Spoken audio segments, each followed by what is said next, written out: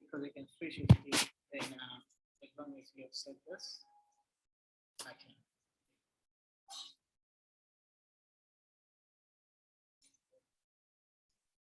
So if I exit here, you'll just log in and you'll carry on.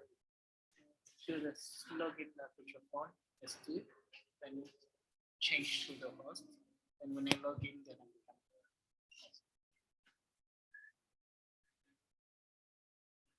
Okay.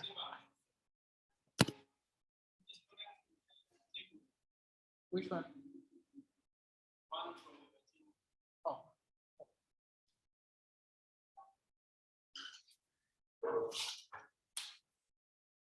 Why isn't he just using why isn't he using Hot Different? Talk to me. What's happening? Laurent, you're going to give us a live video feed there. You're going to give us a live feed there. What's happening with the printer?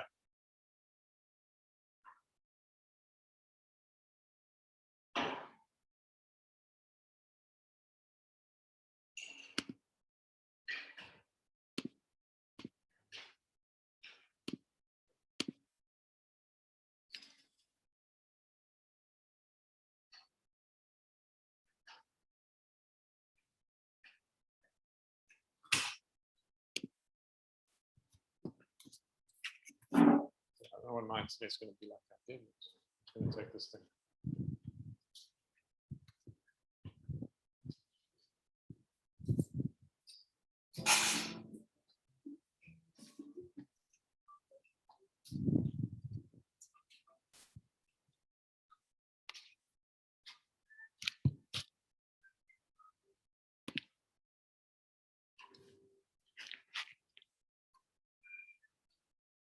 It's an action. Yeah, we are trying to replicate how many directions. Okay, cool.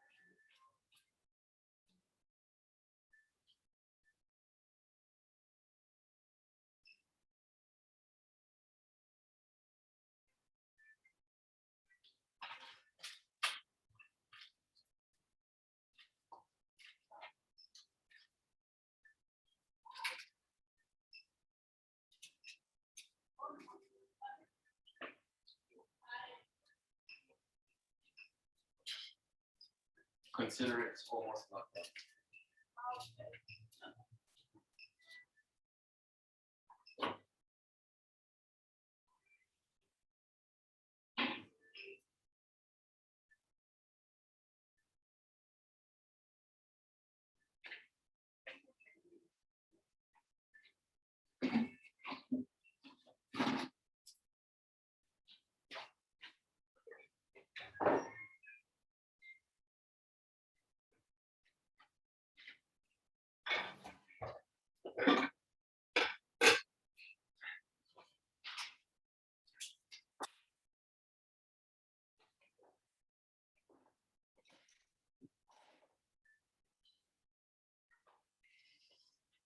So here we are.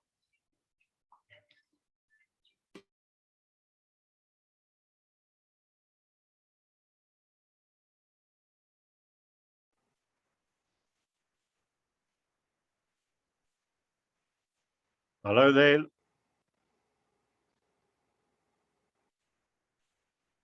Hello, Hans. Hi, how's it? How's it? Hi, Sam. Good.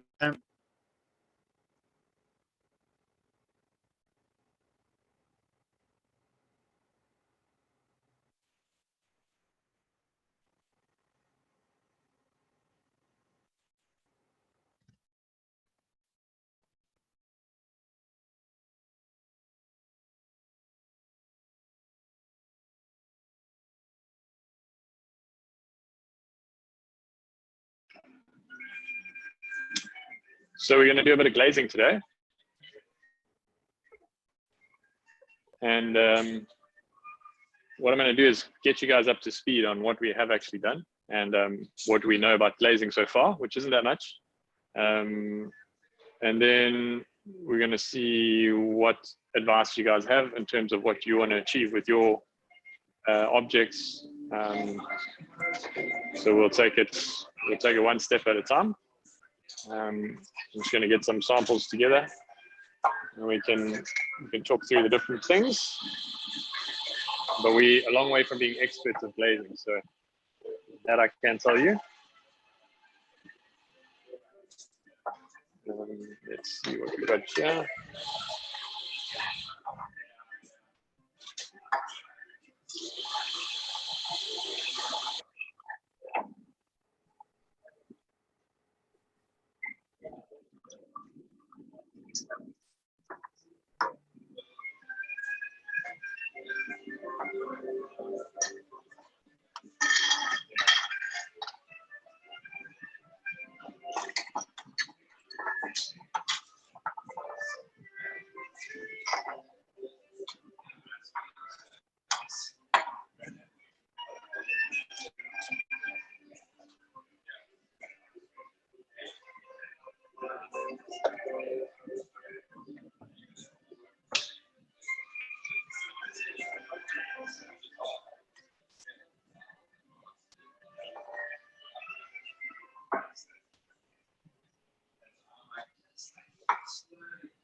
Okay, well, let's see what else is going on down this side of the world, yeah?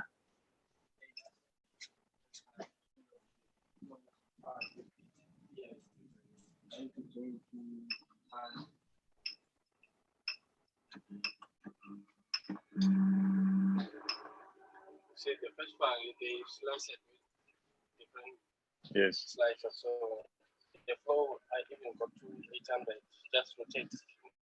Slowly. Yes, slowly. Oh, okay. So is this the file? This James's G-code file? Yeah, you see, it's 800, but it, Okay, but it's going very slowly. yeah. But let's see how it goes. So not enough flow, you're saying?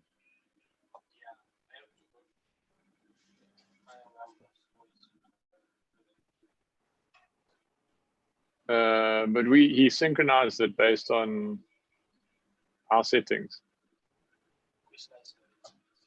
No, he's using his own, he made one up. He invented one. But I gave him the settings, I told him that. And so even at 800, it didn't work. Okay, plug your computer in, let's manually control feed it. Okay. And I can manually set it. Okay, so last week, James put together a file for us. And we're going to try and print it. But we're finding that the extrusion multiplication factor is incorrect for the printer. So we're not getting enough clay coming out. So we did try and synchronize it with our settings, but something must have gone wrong. So what we're going to do is we're going to plug in the printer to the computer, and run from a software called Pronterface. And Pronterface allows us to control the printers more directly. So we can put in G code and M code commands, and that gives us more flexibility with what we can do. The onboard controller has limited capabilities, and so we can't always get everything we need, especially when you're trying to do some different stuff. Cool. So I did say I was going to take us through the whole glazing story. So Kev, can you help me lay out all the different sort of experiments along here? You can kind of do it by time if you want. Yeah. So those.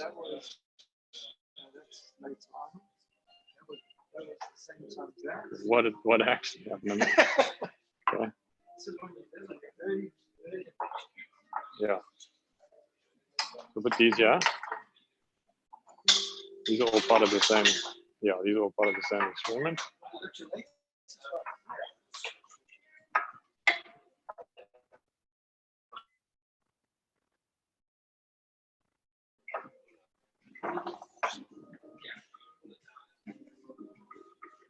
These are the earliest ones.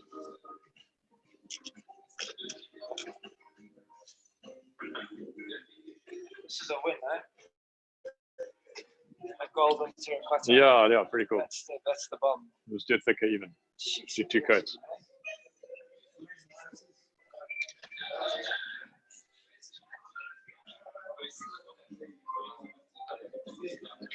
Maybe we should do this outside the coffee shop, huh? Outside. Like, I mean, not in the coffee shop. Okay, cool. So let me just flick this around then.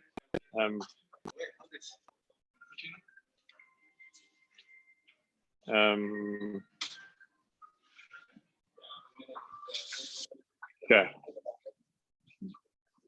I don't know how the quality is going here. I'm going to try to switch over to a different Wi-Fi network.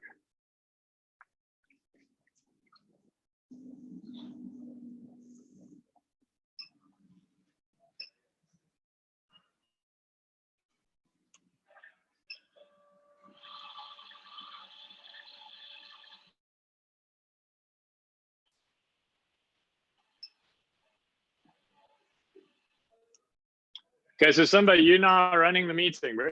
So you better be talking because I'm not online. Are you talking? Are you telling us what's going down? Okay.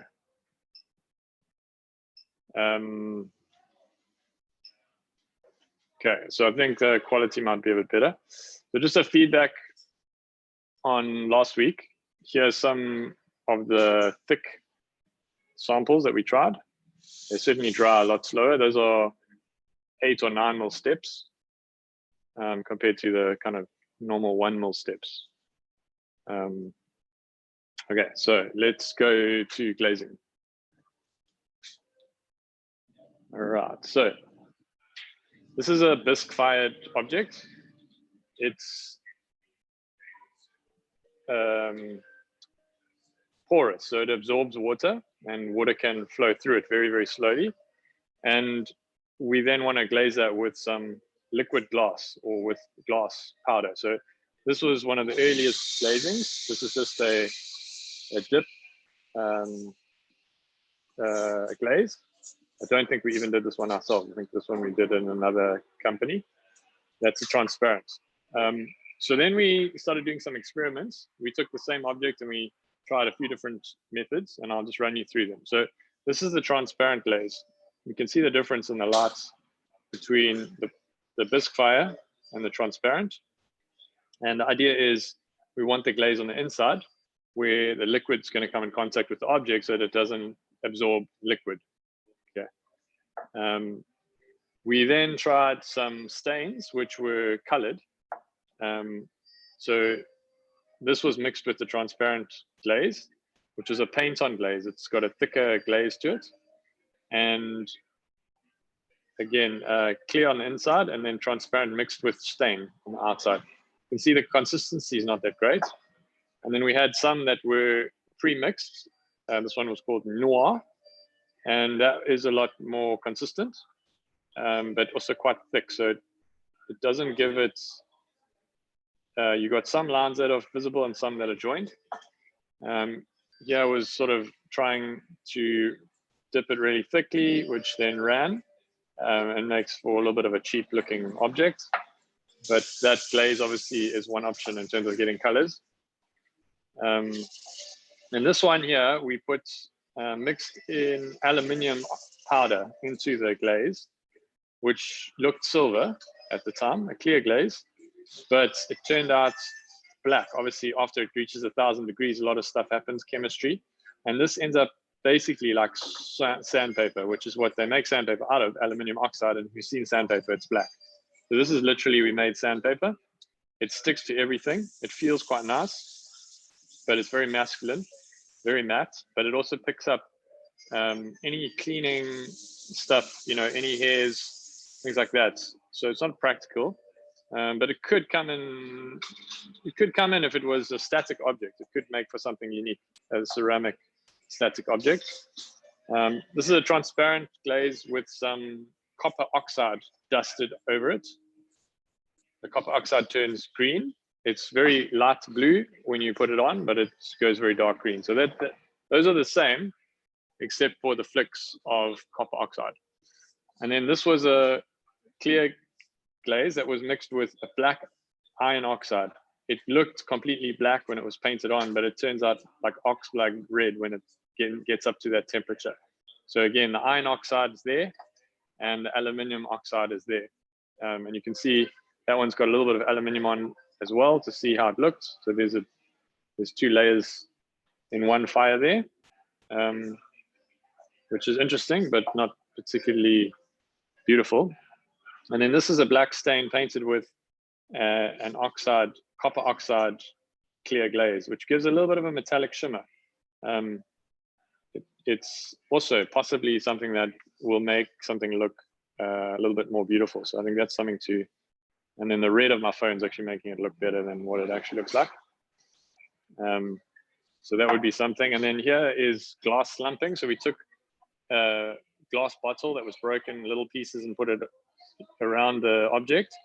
Some of them mixed with the clear glaze, and again gets up to that high temperature, liquefies, and you end up with these little, this was actually literally a piece that was put on the edge. It's gone, it's melted a little bit, but it hasn't gone completely liquid.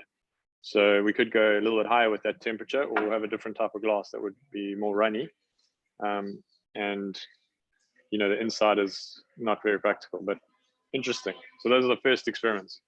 Then we tried, based on what we learned there, to now make some objects. So this was painted again quite thick, and on the white, the black on the white doesn't really work that well.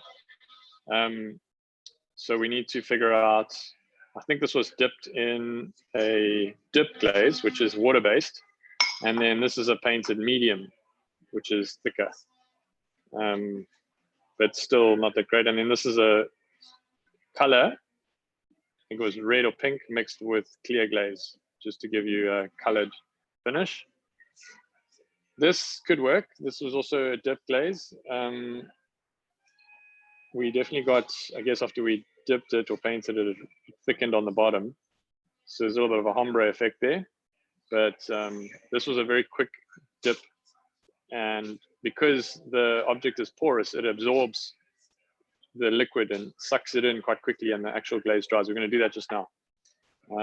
This was a clear glaze just with some flicks of black mixed glaze, which isn't particularly strong and didn't look very good. And this was painted, where this was dipped and left in the glaze until the clay, the fired clay is saturated. So then it dries a lot slower, and that's why it looks a lot more like a denim kind of finish, where this was a very quick dip. And then this is an object we had, somebody did for us, which was a bronze luster. And that I think is quite a nice effect, which we get back to just now. Then we did some color options, which is again a transparent glaze medium, which is a pre-mixed with colors. So literally just put some colors in. Again, the transparent, you know, has some areas where it's thicker and thinner. I think our temperatures and thicknesses need to be improved, but these did have quite a nice look to them. And then on the outside, we get quite a satin finish because we do a very thin, transparent glaze. And that's kind of our preferred finish. And then this one here, we've gone with the transparent glaze mixed with the cobalt powder. Cobalt is black, the powder is black, but it goes very dark blue. It's very strong oxide colorants. In fact, you can actually mix it into the clay and then use it as a tint in the actual clay, which we still need to try. Then we tried a few different glazes. We got this honey glaze, which also has a vibe to it, definitely like a 70s feel to it. And then you've got to paint it on thick enough to actually get that glazy look. Like this one wasn't painted thick enough. This one also wasn't painted very thickly. It's just sort of painted, and it doesn't look as good. See, it's even like a different, well, this might have been the bronze. And then there's the, so that's the honey glaze again. The cheer, whatever that was, didn't work. So I so far I quite like this. This is the gold luster on terracotta. I think bringing this down to about 2/3 of the way would probably give quite a nice finish. This white was a dip glaze, and it wasn't that thick, so it doesn't look that good. I think you need full coverage to get it to look decent. And then this is just a transparent glaze, which also looks pretty good and very functional. So if you want to keep the kind of bisque outside, you just don't paint it all the way around. And then this object again with the gold luster painted in. So there's two types of glazes. There's a paintable glaze and a dip glaze. And that is a cappuccino. So yeah, we've done some colored glazes, not all looking that good.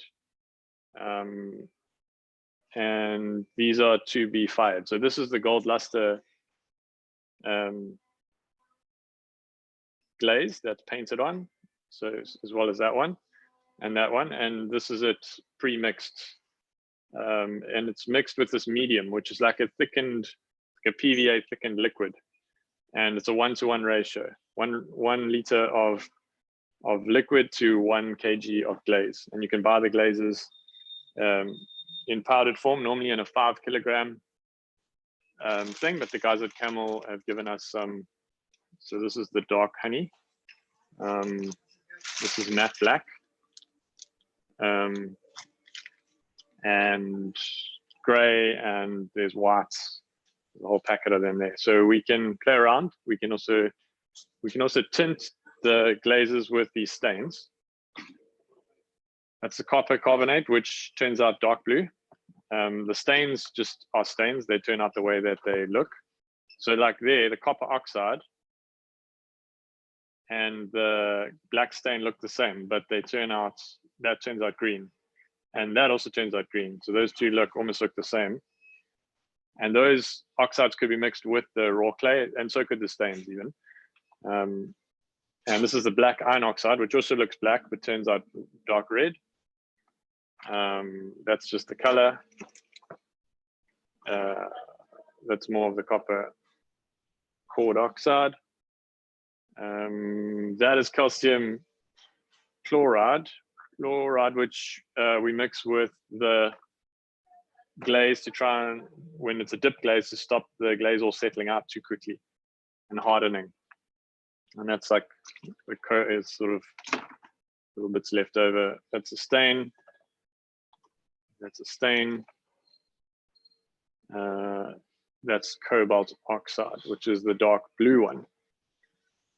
Okay, so, and these are pre-mixed paint-on glazes. That's the glazing story.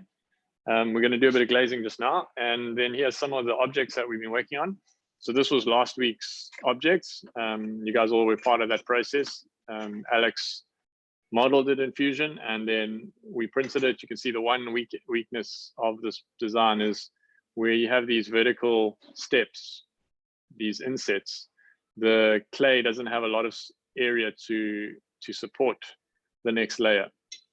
So that object kept collapsing, but this one we managed to get lucky. Quite a nice organic shape. And that is now a terracotta bisque fire. This was, these clays were two different clays. We're trying to get a ombre effect. So this is the white earthenware and this is terracotta, and you can see it's slightly lighter than that because there's a little bit of coloring, but not quite enough to make a statement.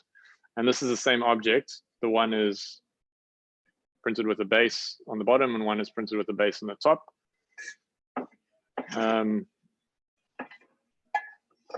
So yeah, there's like brother and sister.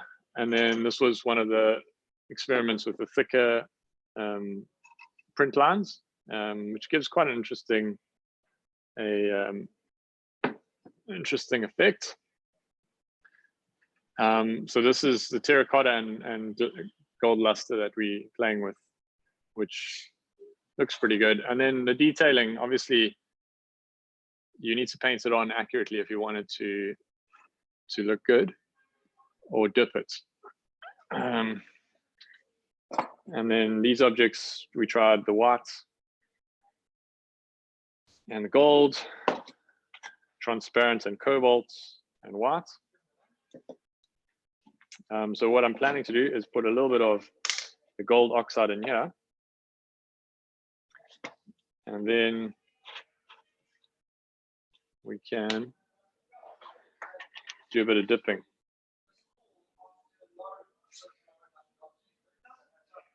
Okay. So I'm going to show you guys what happens when we do the glazing. I'm just going to make sure we get all the stuff out the way here.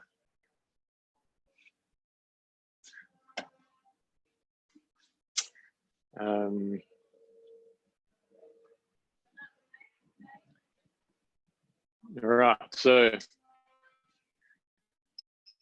ready to okay, so you need to print it from there.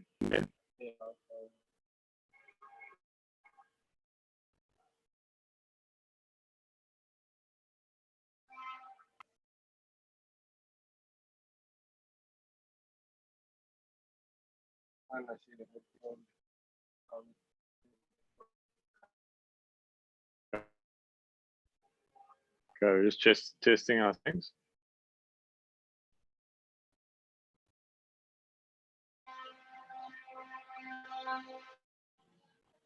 Well, why don't we print Laurent's one?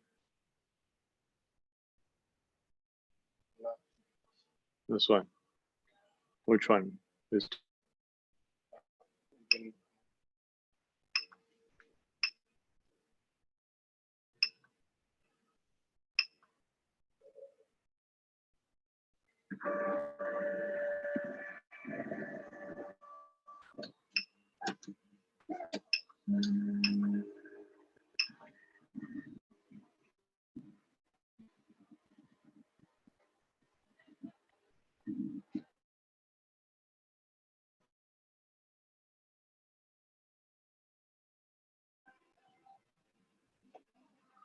Okay, our bottom height's too high there.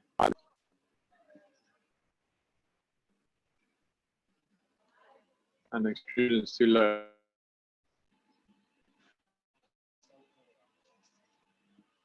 Okay, so we're still dialing that in.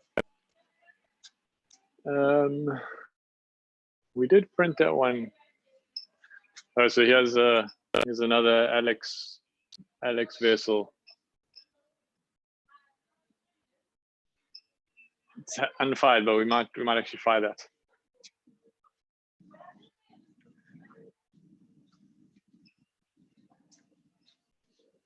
Okay.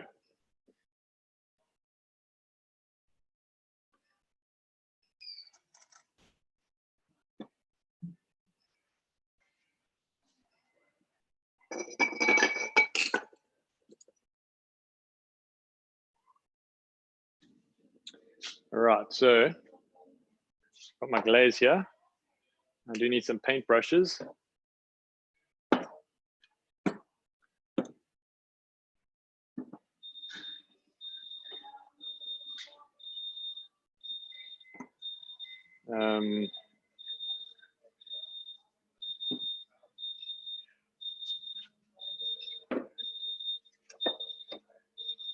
I should just use that.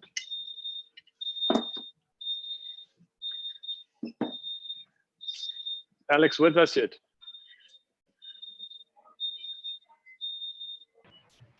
Hey, how's it guys?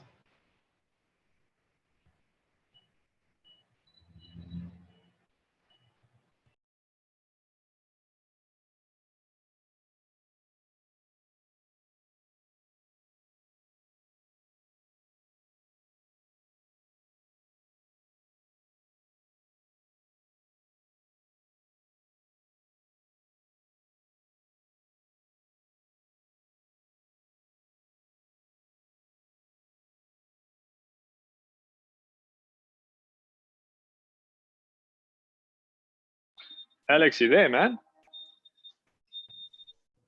Yeah, how's it, Steve? How's it, bro? How are you doing? I'm well, and you? Cool. I'm good. I'm good. I can't see you. I don't know what I got to do to get. Can't see you, but so you checked out your thing, right? Yeah, so it. Okay, so let's flip this around. So what are we going to do with this thing? So Hans has printed a lampshade for it. Yeah. Yeah. Have you been following the last like 10 minutes with No, the I wasn't glazing able stuff? to, no, I Okay, wasn't. no worries. So let me just quickly run you through updates. Yeah. In terms of what we've done before. So that's an unglazed object. And then that is a clear glaze on the inside and the lip, unglazed on the outside. And that is a gold luster painted in fairly thickly. And it's got a bit of a shimmer to it. It looks quite nice. This is the dark honey glaze. This is the gold luster glaze. That's the colored stain in a glaze, as are these ones. That's cobalt oxide in a clear glaze. These are glazed, and then that was flicked with black, glazed with transparent, flicked with black. And that is done where the object is saturated with moisture. And these ones are done where the object is not saturated. So you dip it in, and as you take it out, it sucks all the moisture out of the glaze and into the object. And then it leaves a thick layer of dried glaze. This is already saturated, so it leaves a thin layer of dried glaze. And then these are just colored glazes. That's thick painted on. This is a clear glaze mixed with iron oxide, makes for very rough. It's actually sandpaper. It literally is sandpaper. This is iron oxide mixed with the clear glaze. That's aluminium oxide mixed with the clear glaze. So that's smooth and that's rough. And then this is a transparent clear glaze. This is flicked with a little bit of copper oxide.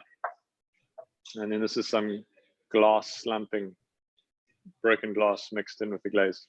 Okay, so anything come to mind that you want to do with your thing? Yeah, I quite like that honey glaze, but also the saturated. So I don't know if you could do the saturated with the honey. So the honey needs to be quite thick, otherwise it doesn't look so good. So that's the honey that's thicker on the second coat, and that's the honey on the first coat that it wasn't so thick. It looks average, and then that's also not on terracotta. So this is the gold painted on one coat. It would be better to have two coats. You can see where it's thicker, it's got that metallic sheen. So that's the gold one. So imagine if how would you want to do? You could, I guess, try and paint in all of these. That would be a little bit of effort, and I don't know how clean I would get it, but or we could try and dip it up to a certain distance, which gives you a nice clear line. So your thoughts, and then this would be what we've got here. Where's these ones? This was a dip mixture of white, which was not that good because it was a little bit DIY by Steve. But I think we could get the white to be fully white if I focus on it. No, I don't know. So here's an example of the glaze. What happens to it is it separates out. So that's water and white glaze, and it's quite runny. And if I put it on something terracotta, let me do this, hang on.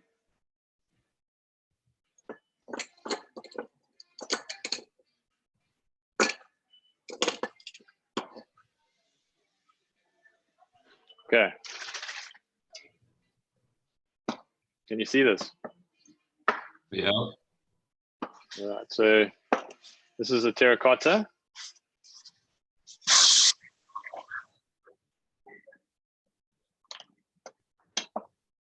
And I need another vessel quickly.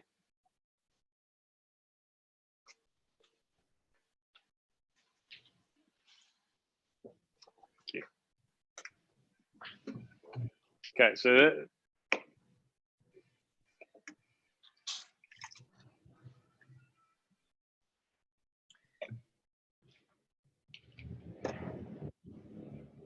if I go and dip this in here,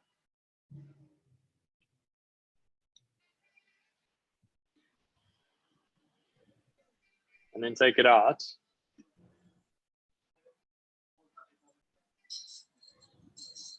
it dries really, really quickly, like it's dry already. So quickly that Oh, the wow. water bubble, the air bubbles have like formed, which is not good. So, but every time I dip it now, it's absorbing moisture, right? So at some point it becomes saturated with moisture, and then it's not going to. Sorry about that.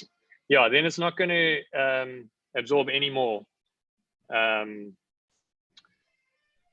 It's going to start actually almost dissolving off. So that's kind of the issue with the dipping of glaze.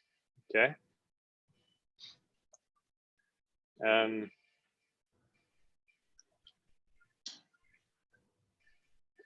So it now is not going to dry as much, and in fact, if I can get in here, if you can see at the bottom, can you see that bit of moisture there? Yeah. Yeah, you can see that moisture sort of around the bottom Yeah, there, yeah. it's darker. So that's now saturated with moisture. So now any more glaze I put on is going to have to dry the way it would normally dry, which is slowly, as the water evaporates. Just as a matter of interest, we'll never have glaze on the bottom because then it's going to stick to the kiln because that becomes liquid glass. So what we do before we finished is we're going to wipe that base off. And then also these lumpy parts, we're going to have to push these down so that they don't end up sticking out like a lump, because you will literally see that glass lump.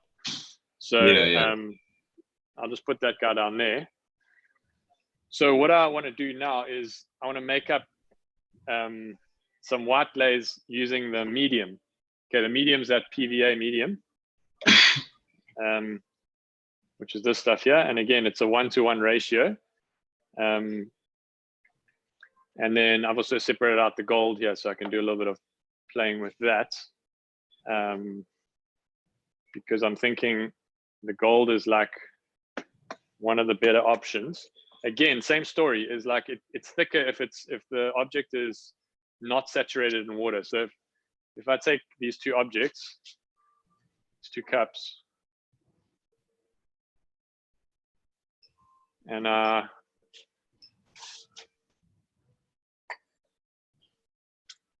this is just clay water, so don't get offended. It's like, okay, so that's going to be now fully saturated.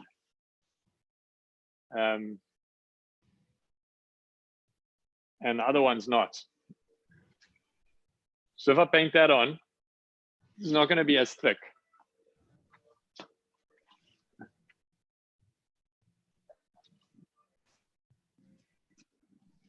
Okay.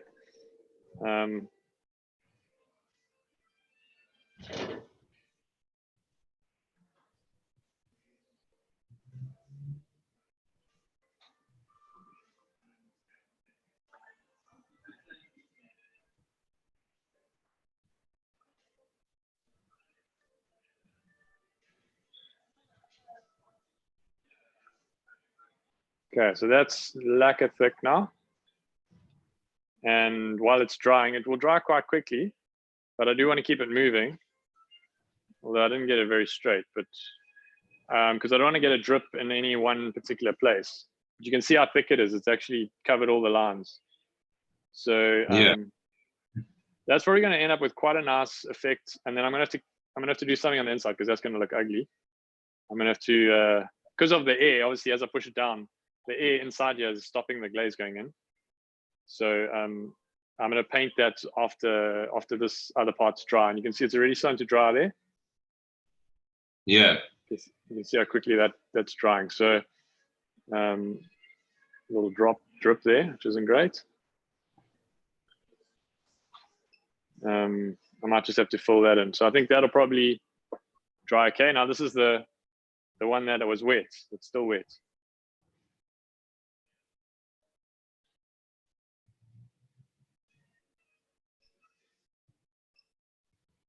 So there, it didn't even stick. It's too wet. So that one I think is just not going to work.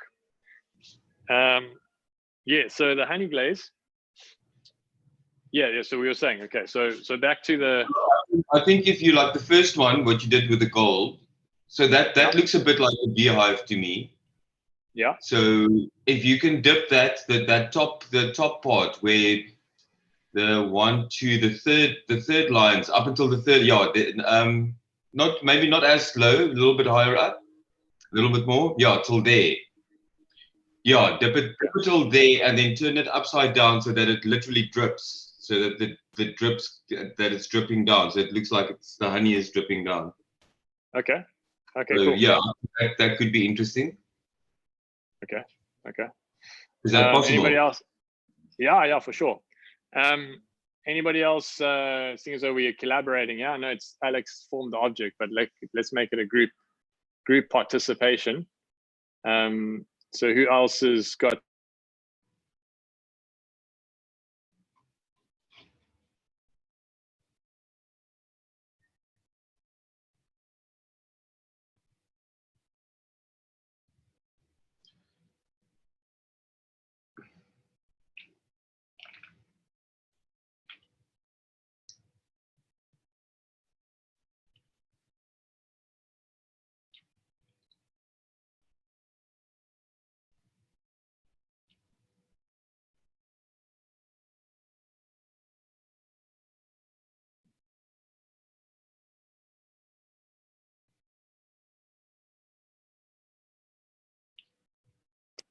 Hans, Felix, Mbuso, anybody got any thoughts? Ben, anything you want to see on this object? Okay, Ben's out. Felix, are you there? Yeah, I'm here. This is Mbuso, but I don't have any suggestions at the moment. I'm just watching, following. Thank you. Okay. Thank you, yeah. Thanks, Mbuso. Thanks, Brim.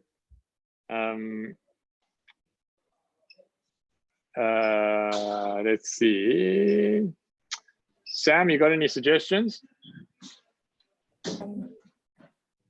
Solutions or suggestions? Any suggestions? Is there a way that we could maybe mask out some parts and then glaze parts? Because I think I saw a video somewhere where they masked out a certain part and then dipped the object in the glaze.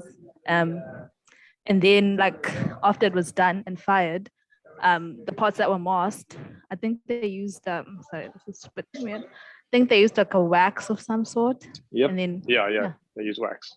Yeah, wax is definitely the thing they use. We could do that. So what would you want to mask out? Like the hives, the little. Yeah, maybe. I don't know. That would be cool, I think. Okay. Hi, Steve. Sorry. How you been? I'm pretty good. What about you? Hi, everyone. Yeah, sorry, because, I was doing a few things in the same time. I'm watching with one eye and having a call with on the other side. No worries. What you are doing so is very good. Do you have any ideas or any things you think we should try on these vessels that you've seen or inspired you? Yeah. I've been following the 4 session. It's a lot of great things that can be improved and bring more people to test. I would like to call you maybe next week to discuss directly with you and not to Cool. and to share the ideas to see if we can implement it in the future. Perfect. Kev, you got any ideas you wanna throw at this this object? You're still muted. You have to unmute yourself. I've just joined in, so I'll listen for a little bit and then I'll contribute a bit later. Okay, well, we're talking about this specific object. Tell me what you got going. So I've just clicked on. Okay, well, so Kev's been quite involved with the prep stuff, and he's done a lot of those objects with us and come through. So he's very up to speed on the glazing, or he's on the same page as me. So this is the object we co-designed. Well, we didn't really co-design it. Alex actually designed it during the week, last week, and then we printed it and then we fired it. But kind of, we took the class through the process, if you remember last week. So this is kind of now like a shared object, like we almost like we're all invested in this. So they've got the top part they're going to print using the plastic 3D printer to make like a light. And we're going to match the step height, 1 mil. So it should be quite interesting. What ideas do you have for this object, like in terms of glazing?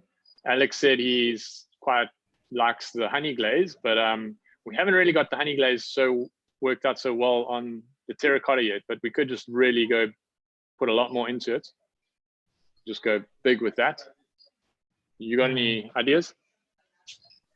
Okay, so the honey glaze was the one that we actually mixed ourselves. Yeah. And so what's happening is we're getting quite an inconsistent spread of the the glaze. So, but definitely the honey glaze does look a lot better on the terracotta color. It doesn't look great at all on the lighter earth stone or whatever it's called. Yeah. So what about where is that honey glaze? Why don't you come? Because Alex was saying if we do the honey glaze up to here, and then it can drip down literally like honey. Yeah, and this it is doesn't. like That's the problem. The problem is that because we've made the glaze ourselves, we've got to make the consistency a bit more dippable, if that makes sense. So I can make up a batch of the honey glaze, because I don't think we've got. If you want to like dip it. Did we use it all up? No, we've got some, but it's very thick. So I try to do a dipper, one of those cups that you'll notice on your bar. I dipped it in, but it does, because it's so thick, it doesn't, it's too thick, yeah. And it just doesn't look as, you'll see, there we go at the end. Yeah, that's it. The one. It just, yeah, that's what it's looking like at the moment. So it's nice, it's okay if you paint on it. But I'm just trying to think of something that would be, what about taking the cobalt and mixing up cobalt and trying that on that bisque fired, putting that on the thing. Yeah. Only reason why I'm going against the honey glaze was just because I've actually got to get a bit of mixture going, you know, and it doesn't, everything's looking very brown and very earthy. It'd be quite cool, especially with those shapes, to come up with like a really funky color, you know. No, it's going to be too busy. No, it's going to be too busy then. Is it? Okay. Hans has already printed the shade. So actually the first choice would actually just be to leave it as is and maybe just give it a clear glaze. But now to go throw a lot of color on there, it's going to make it like really busy. So I didn't know. So I thought you meant dipping. Sorry, I thought you meant you wanted to dip, like, let's say, for instance, like paint half of it, but you're very right. It's going to be busy. But then, Steve, why don't we just paint the golden glaze on it? Yeah, well, that was the one that I was using as a reference, but we can also just play with this one because it's a bit more simple, like in terms of dipping different colors. I really want to try that blue. I think that blue and that's going to look nice, and also even the green, the dark green. So I think I'd like to try and maybe do this one, 1/3 copper and 1/3 cobalt, and just see what we end up with. Yeah, yeah. The transparent, is that- yeah, just to show you what happens with the transparent on the terracotta, just so you get an idea.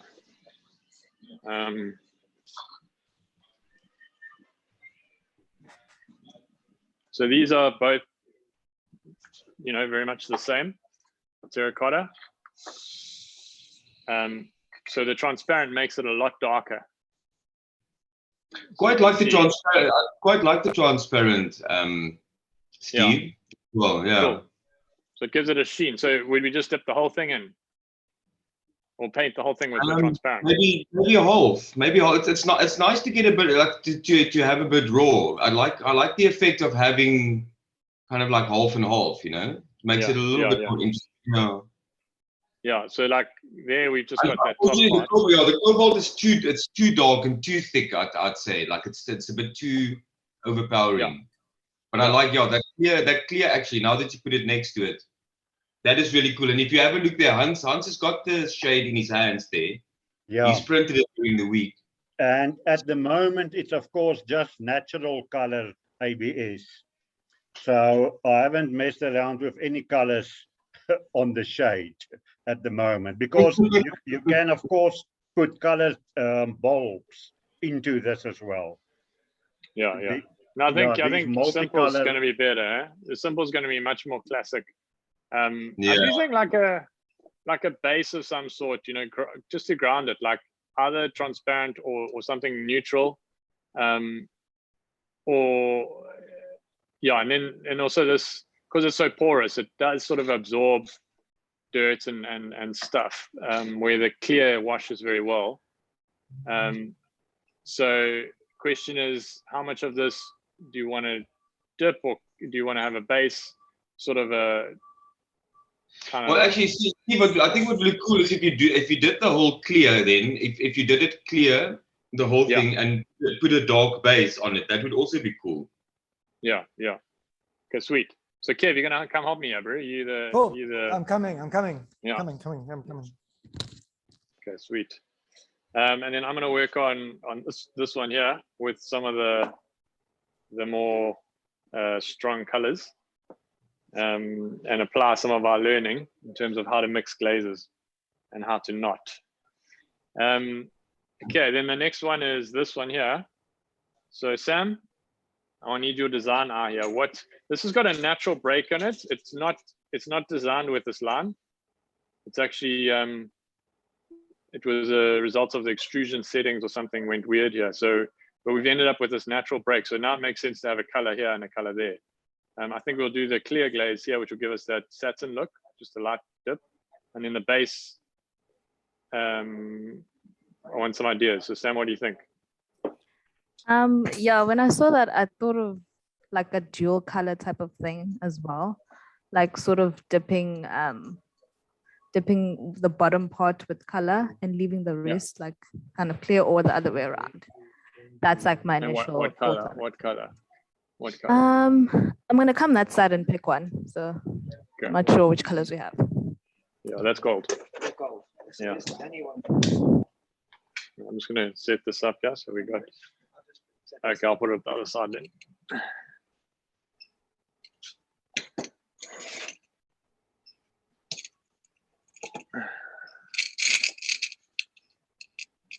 Wonder if turn this upside down.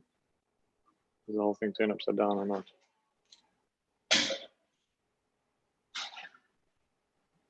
No.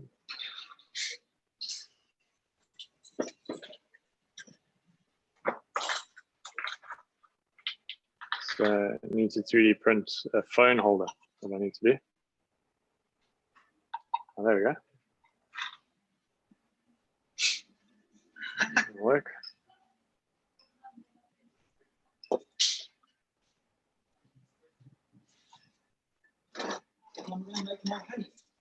Yeah, you were going to make honey.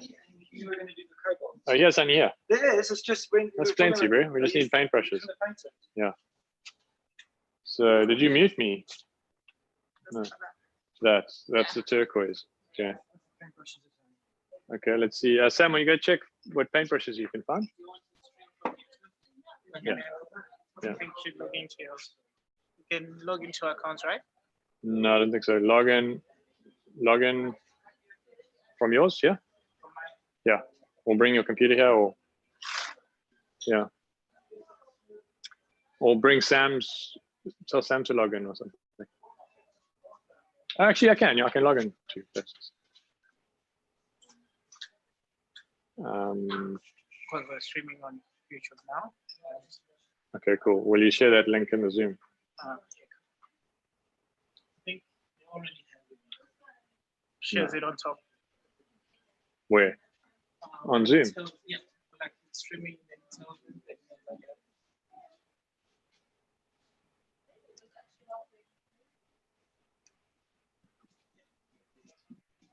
On YouTube. Oh, okay, so you guys can, but that's the event, right? Okay, so they can see what they're seeing on YouTube, which doesn't help them. Okay, cool. And you're going to pin the ones that are most interesting. So if you can cut between, so just keep a look on what's happening and then cut between them like a director. Okay, so gold, honey. Yeah. There we go. There we go. Well, that's exactly what we needed. Okay, so I'm going to continue with these. What would you like me to do? With these, Or when you say we're going to do one of these? so yeah, what are we doing honey on? That's the question. So I want to grab. So that's honey on the white. So I want to show you.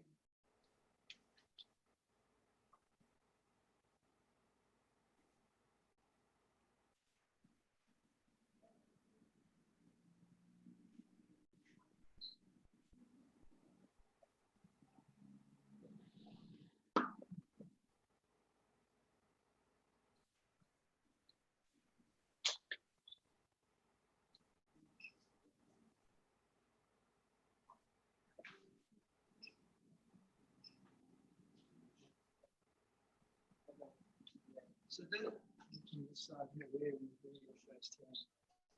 Yeah, I'm just getting this That's fine, you do that. on camera, I think.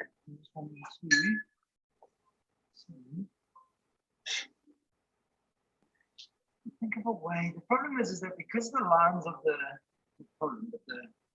lines go like this. If you paint like that, it's kind of got to paint with. So that one is. Quickly, I'm gonna get some masking tape.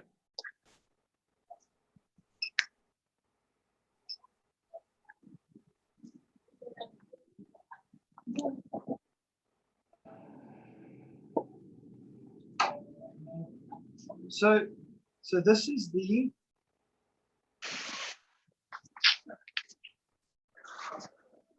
Okay, Laurent, get involved, bro. You're French. You're gonna have some flair.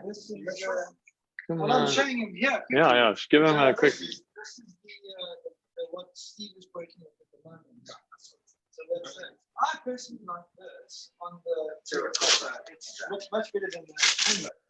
So while they were just chatting and talking about bickering and that kind of stuff, the problem with something like this is that once you paint it, like it's nice if it's okay, but it's kind of. So I mean, if you go and paint or glaze like that, could be an option. I don't know. The thing is, if you're wanting it to be 100% perfect, you've got to actually sit there and double, paint over it and whatever. So, question I'm asking you is, do we go with something like this, and how do you make this look cool? How do I approach this in a way that we haven't done it already?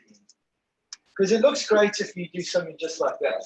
Because it's like what's the gentleman's name on the Alex. Alex, what Alex was saying, keeping it, especially when something's like super funky in its design, you go with dipping crazy cobalts and stuff like that. It's a little bit weird, I don't know if doing it half and half is the way to go. Do you think so? It'd be cool if they could actually almost like melt into each other, hey? Like the bottom one would be thicker and the top one would actually fall onto it. Maybe. You know what I mean? problem is like something like that looks so cool as it is. The minute you go and do it, shock. Yeah, good point. Less is more. The other question what we haven't done is, do we put a color? But that's coming back to this cobalt would look right on that side. I think the green, green, copper, and red. I want to see that happen. Do we have this? Have we made? This ain't have to do that.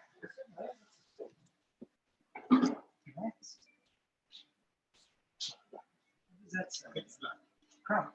This is a gray. So these are the ones we But now, see, maybe matte black is exactly what you need, because that's. Is this matte black, Steve? Yeah. We did buy matte black. Is it? So Yeah. let's maybe make that then, right? Yeah. Let's do that. Because you know the thing is what we can do show over here is actually how you mix it yourself. Because like for instance, this one here, that one is a pre-mixed one. We are almost success with it. So it's these mixing ones, and the one I painted with my daughter the other day. So it didn't come up very good because I also mixed the glaze not so great. Here it is. Here, you can see. We obviously stuffed up there. So this would be a good exercise to actually mix it. Good exercise. Yeah. Okay. Cool. So, Steve, you're still going to have to tell us what ratio to use because it's 1-to-1, huh? I didn't. If you want it thicker, you put a bit more glaze. But you've got the medium as well. Medium's also 1-to-1. So whether if you're doing water, it's 1-to-1. You just put 5 mils per liter of and that. I'm going to run this through the sieve. Cord. Yeah, you got to go through the sieve. Yeah. I think that's what I didn't do. Yeah. So that honey's been put through a sieve. It takes a while. Yeah, it takes ages. Yeah, it takes ages. So that's how. Yeah. So let me move the stuff that we're not. Yes. I was looking for 1-to-1. Why would we do water and make it medium? What's the difference? Water's for dipping. Water's for dipping. So we're going to paint on this, eh? Yeah. So we're going to go medium. Yeah. So what we would do is we would first mix that with medium 1-to-1. Yeah. And then strain it. Yes. Okay. So we need to get that.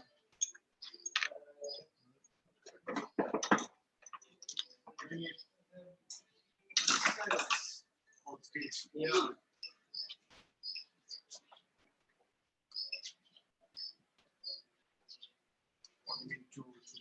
To weigh the so I'm just going to try and clean some of this stuff. Steve, we're going to be having your Steve. Yeah. Where's the scale? Let's try and move everything we're not using off camera now. We can just mix it inside here. So and then pour it onto the sieve and then go into that thing. You know what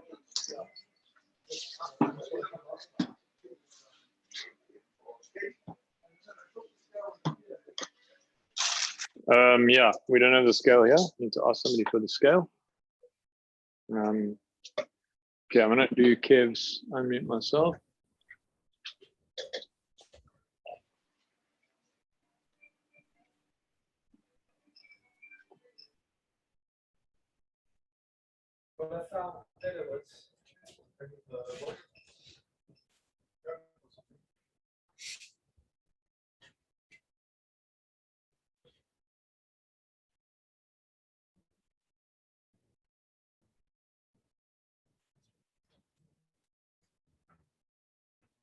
The scale.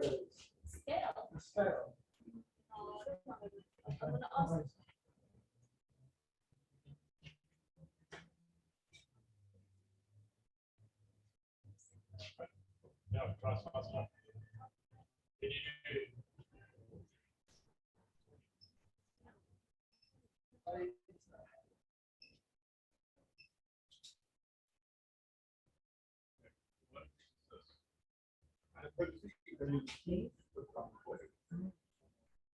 Yeah. I think so. Yeah, I suppose you're right, yeah. I was just thinking, I don't know, I messed it up last time, so that's why I'm so I'm gonna do it. Yeah, exactly. You know what I mean? Yeah.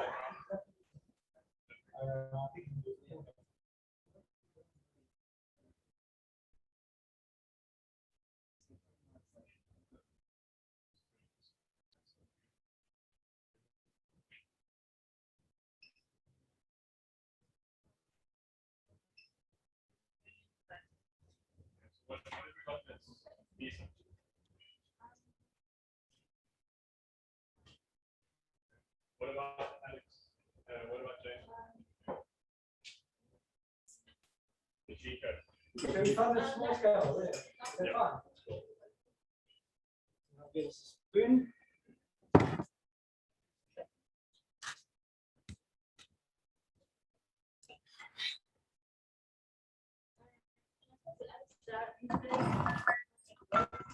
So that.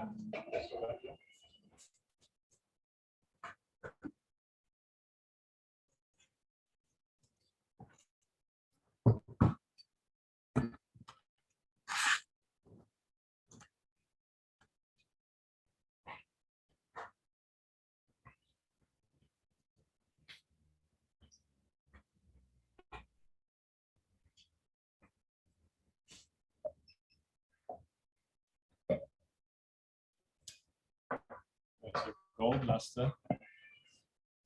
Go to. Yeah, spoon, there's that. Okay. We'll just wait for him to, him being the brain.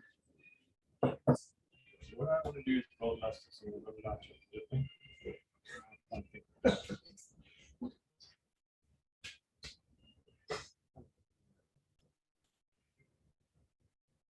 Yeah. So we waiting for you to help us with Yeah, 1-to-1. Yeah, but 1-to-1 what? Volume, weight. Just with the weight. So you mean? So we can put that and then just double it up when you put that in. Okay, that's cool. That's fine. Let's top that off.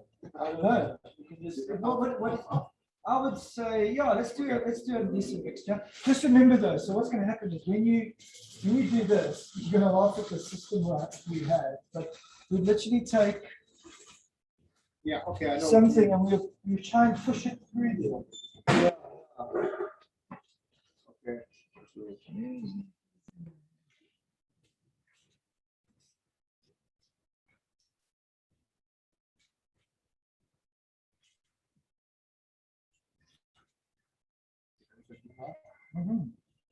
That's what I think we can use it like for other things. Okay. Yeah.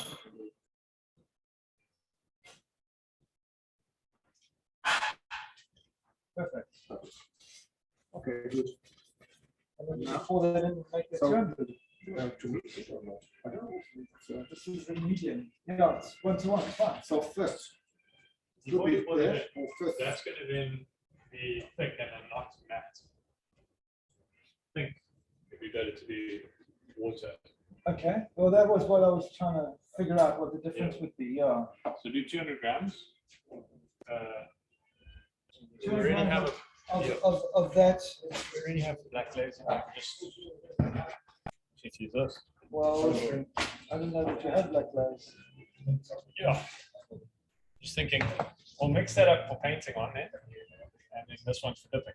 Then we got. Okay, cool. Let's see that. Yeah. Okay, so carry on. Use the 100 mils. And I put it there, and then we do this. Yeah. And it's not too preferable to put this there first and this. No. Can you? So, Well, I'm saying maybe. Do you want to do? Maybe that works. I'll make something work. I remember this. Don't worry. No, but that's a good point though, what you just said. You know what I mean, Yeah. Steve? Yeah. It's better to So go through dry. this dry or Yeah. with this. Well, let's just get something to put it on, like a lid of the. Yeah, I think we should try dry, and if it works, it works. So you want like I get what you're saying? Yeah. See if it actually goes through.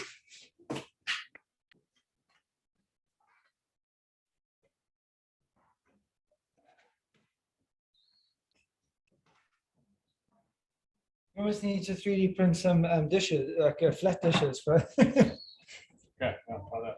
Okay. And can we hit this? No? Yeah.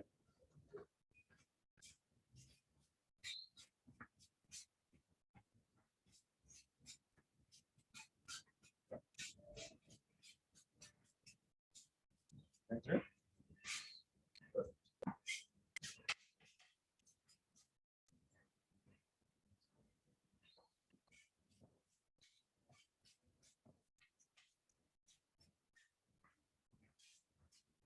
So you know me and my buying of domains.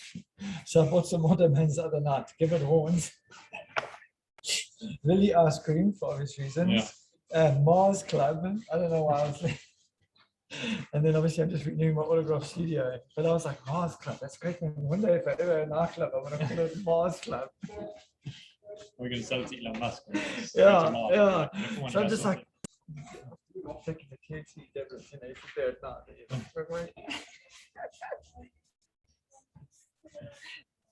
It used, when I had bucks, it used to be buying old synths and stuff This online. Mark's on there. Are you joking? Don't lie. No, don't lie. But it makes for good entertainment value. So this is like cake. Yeah. What do you do when you're not working in pottery and buying domains? Everyone wants to become a domain broker. This one's, yeah, I'm just building up my The dream job. I should just like add an NFT to it. I think that's tickets, eh? That's what you call drowning a dead horse. Are we getting any luck here? Is it coming through? Oh, it is too. So, Yeah. You can sort of bounce it on the side. like this. Yeah. I don't remember when I was young. Yeah, surely that's the right way. Minimize effort.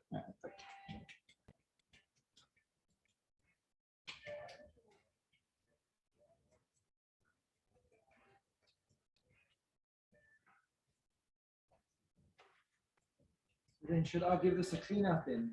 Oh no, we're going to put it into here. You need to put, But you do need to, because otherwise you're going to end up with this Okay, cool. lumps.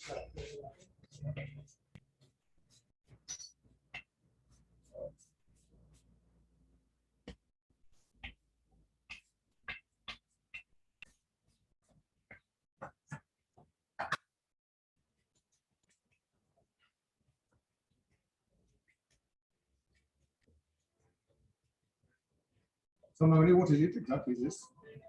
What is that? Yeah. It's glass. It's what you call glass. It's with a Z or S? Yes. Yeah. Well, it's glaze, but it's a form of glass. Glass. Okay. I mean, it's silicon or something? Yeah. What do they call it? They call it Or silly something. borosilicate. Okay. What's glaze? But you know, for me, glazing is totally new. New, yeah. It's new for us. We'll just It's for us. if there's any like glazing people out there, you guys got any questions? I mean, we're here just working away. Let's make it interactive. Alex? Anybody else on there? Felix, you got anything to add? Join the conversation. No, you guys go on. Looks like you're having a lot of fun. You can see in here, it's super thick. It's like all accumulated on the bottom. So what does the glaze consist of, Steve? 1 sec. Say again? What does the glaze consist of? What is it made out of? Okay, so it's as far as I understand, it's like a glass powder, and it's basically very fine, and you dissolve it in water. And the medium is just water with some PVA to thicken it up, and then it dries, and you're left with the powder stuck on the object, and then you melt it. You you heat it up to over 1,000 degrees and then turns, liquefies, and absorbs onto the ceramic. Oh, cool. Cool.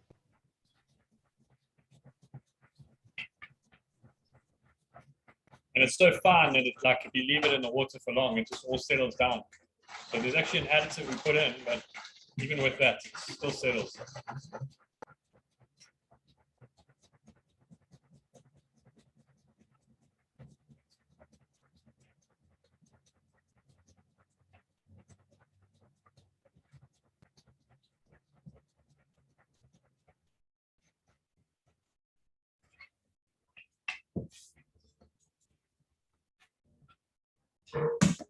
I'm gonna get us some like wide things for that in the future, like a nice, because that's a much better system, right? Yeah. Yeah, but she said do it 3 times. I remember that. That's nuts.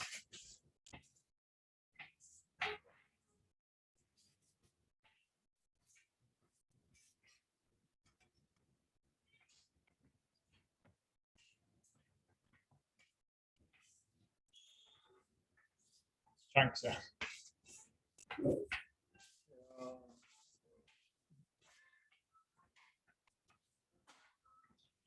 actually feel it, like how abrasive it is. Yeah. So that's what's giving you those big lumps. Lumpy, lumpy.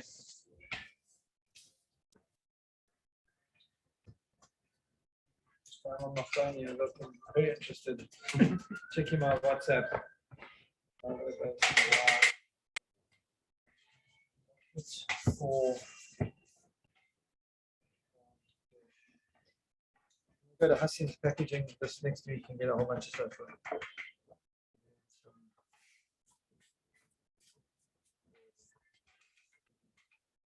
So next week we're going to do the online store setup, and we're going to try to sell Alex's lamp for $1 million. But yeah, we're going to go through that process as well. So Sia, do you want to give us a little teaser? Give us some insights. Get everyone prepared. What should they do this week? What should they do this week? Yeah, please. Okay, look at this. So now I don't know what. And so can I mix everything on this? Yeah. Okay, so first I need to add the powder here and thicken this. Okay.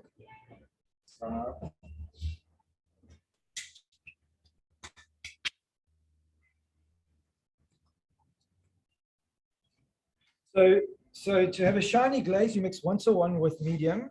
To have a matte glaze, mix 1:1 with water. No. No. Okay. The matte glaze, yeah, is a type of glaze, yeah, that gives you more of a matte finish. Yeah. But if you make it too thick, it is glass. It is going to end up looking. Okay. When he's around. Okay. If you're going to do online. Yeah. So yeah. Hi, I was just saying to everyone, we're going to be doing the online store next week as part of this exercise. So do you want to just give everyone an intro and like a little bit of a walkthrough on what we're going to do next week, what they should prepare? Okay, cool. 1 or 2 teasers. Yeah. So from your computer, obviously. Okay, cool. Yeah. So you take over for a little bit. We'll still be here, but we're just mixing clay. It's not that much to listen to.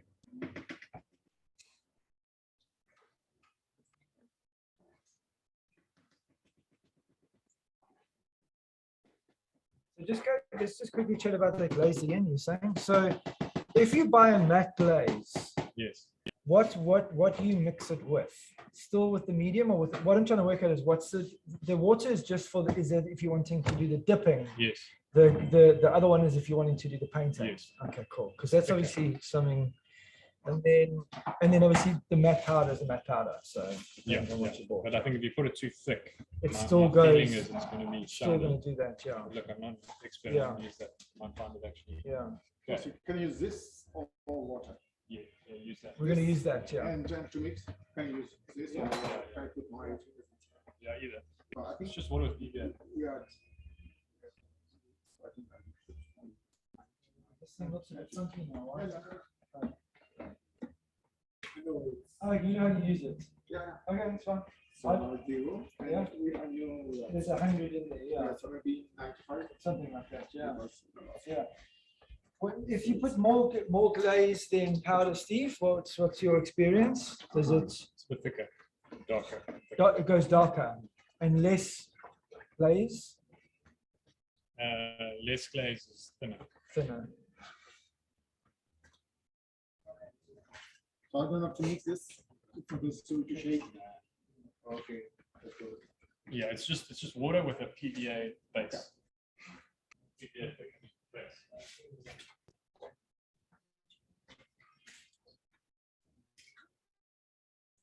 It's fine. It doesn't really matter. And now we mix. And then do you think, Steve, should we run that back through the sieve again? Fine, eh? Yeah. Okay, then I'll clean the sieve.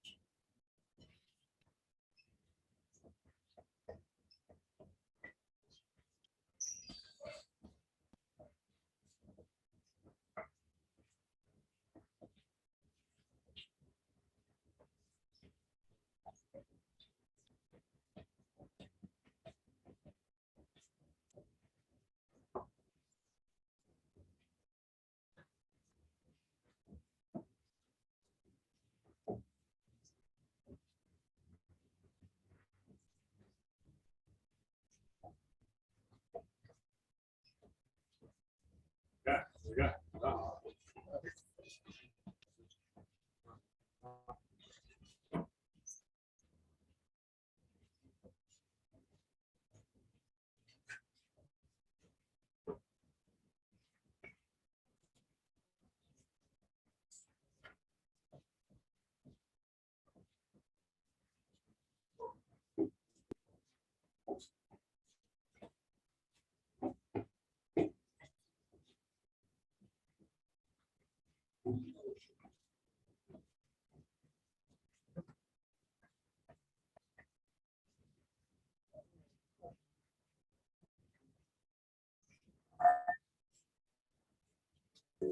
Hello, everyone. My name is Sia. Can everyone hear me? Okay, awesome. So I've started working on a concept that I ran past when I discovered that Facebook shops are accessible to people that don't necessarily have an online store. So sorry about this. So I started working on a few, just practicing what, sorry, I'm trying to find the slides. I'm not familiar with the software. Yeah, there we go. Okay, so this is like a quick guide to a Facebook shop. And just a quick thing about me, I'm a digital marketer at the makerspace. I've done a bit of social media marketing for a while, and I enjoy working with small businesses to help them grow. I have an award-winning Oros to water ratio. It's one of the best, I won't lie. So what to expect from this presentation right now, this is just a quick run through on what a Facebook shop is, how you can set it up, and how to market some of the products that you might be making or distributing. A Facebook shop, as you can see, it just helps you promote and sell the products that you have. If you already have a Facebook account, this works well. If you haven't created one, I think there's a slide about going through a Facebook shop setup. The best thing about it is you can blend it with your Instagram and your WhatsApp. I haven't really found the best way to connect these three apps. I know that it works well if you just have Facebook and Instagram. It gets a bit, Facebook and WhatsApp. It gets a bit complicated when it comes to linking it with Instagram. I think the platform encourages you to pay, to do paid advertising for all of this. So it's something that we're still going to experiment with as time goes by. The best part about Facebook shops or these WhatsApp kind of catalogs is that they are mobile first, as most people are browsing through Facebook on their mobile apps. Another convenient part about this is that the customers can message you via the platforms. So if per se somebody inquires about a product that you have displayed on your Facebook, they can inquire about it on your WhatsApp. So there are a few conversion data that was quite relevant as I was doing my research. The fact that, sorry, I can't see this properly. Yes, sorry. So 35% of online transactions drop because they require registration prompts. For example, if somebody has logged into a platform, let's say it's a Shopify or any kind of online store, not to bash anyone, and they are required to register and to fill in more information that they are willing to part with, they often drop that cart. If 80% of shoppers are deterred from making a purchase by a lack of good return policy. So it's always convenient for shoppers to know that if they are not satisfied with the product, what can they do or what are the terms and conditions be before they make that purchase? With the boom in e-commerce, that's become quite an important thing. I haven't really seen how shoppers, just a side note, I haven't seen how shoppers have started reacting to the Poppy Act, or the Poppy Act in essence. If a shop doesn't necessarily give you any information about what they will do with the information they're collecting about you, what are the repercussions of that? I haven't read a case study that tackles that issue as well. But it goes without saying that it's really important for us to always take that into consideration as we're collecting people's emails or any bits of information. So all of these conversions that you'll see on the slide are just prompts that help me realize the importance of looking into this platform. One, because it's free and available to most people that are already showcasing their products online. Yeah, so as the week goes by, Steve mentioned that next week we will be talking about the more in-depth and a case study on a shop that we're actually doing now. We started a Facebook shop for one of the Baobab's incubators. So getting data from that and insights from that should be interesting as time goes by. We'll also learn how to implement these techniques to our ceramic 3D prints. I know that Peter has also been working on another Shopify store.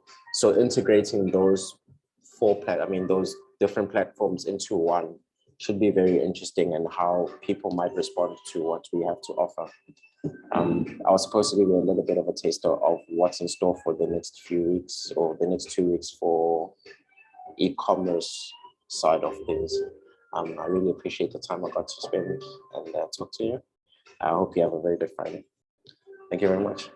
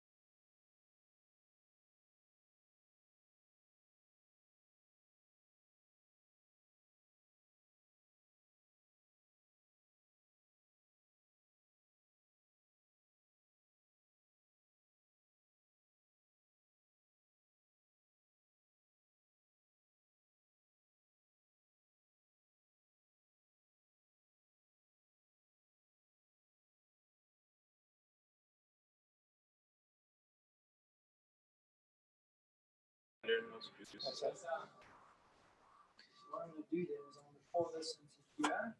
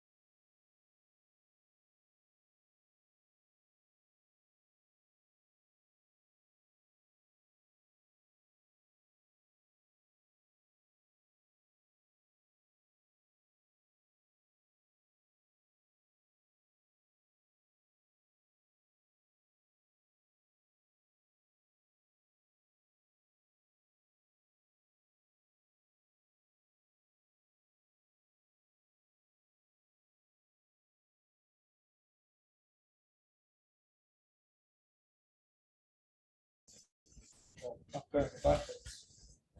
After, wow, it actually starts to suck into it. It's literally like mine for gold, you know? They call it sluice. Sluicing.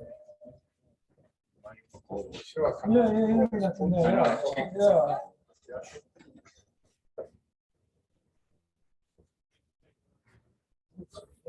Yeah.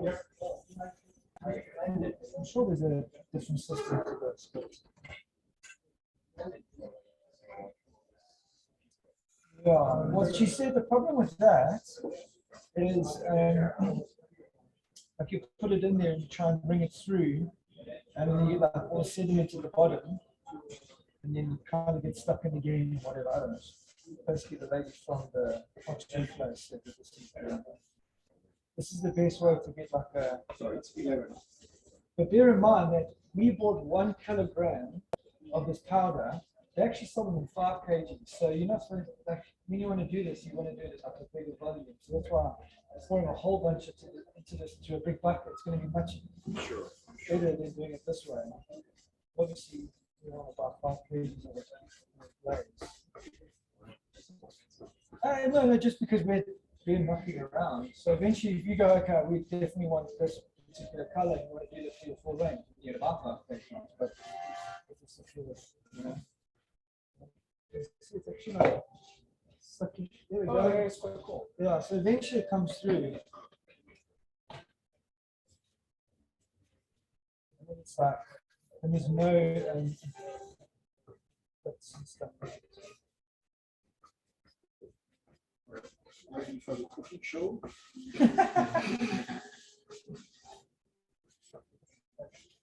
I don't know, there could be some guys online that could maybe get us some tips and say maybe we're doing it the wrong way. I don't know.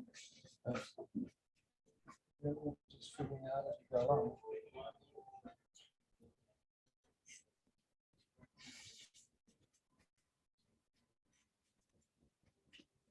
So what you guys are doing are those 2 separate things. Yeah. Yeah. You're doing this so that you can. Yeah, exactly. Before mixing with this. Okay. So to get a Fine. fine. How many? Okay. Why not a pestle and mortar? Why not? A pestle and mortar. Maybe. Yeah. Probably.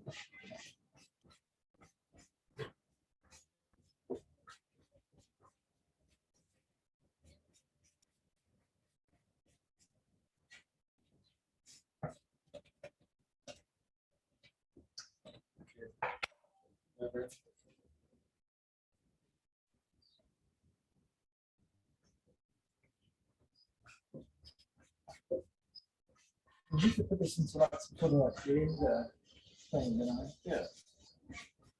Surely like you respect. No, this is definitely not the right way to do it, but it's just going to get the job while we're working with small units, you know. But personally, I would actually just buy the mixed clays.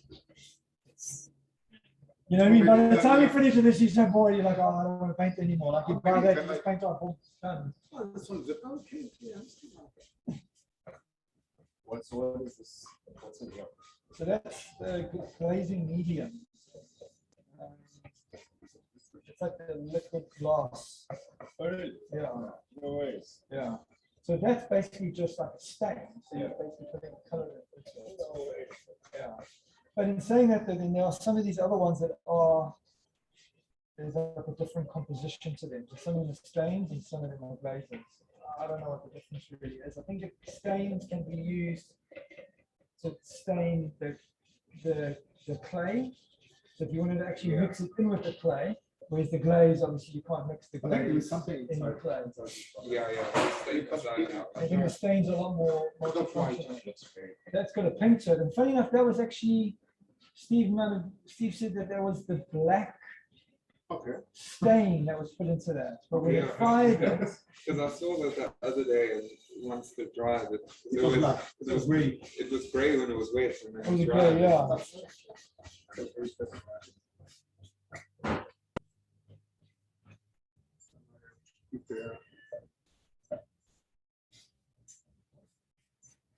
So,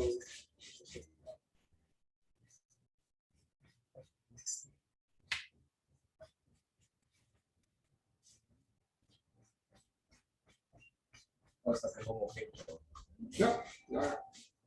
So just one thing.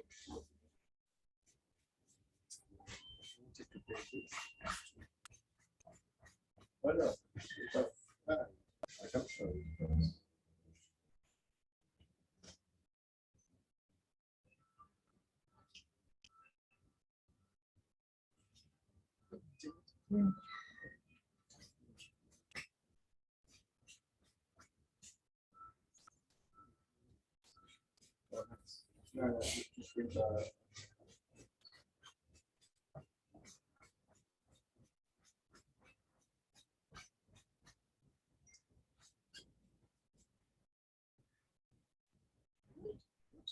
Yeah.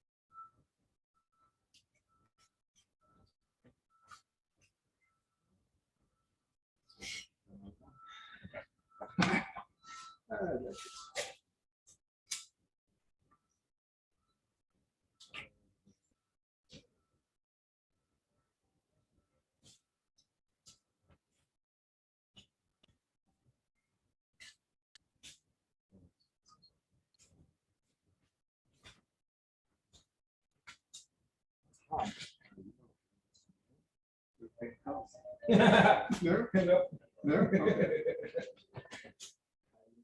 So you said you can like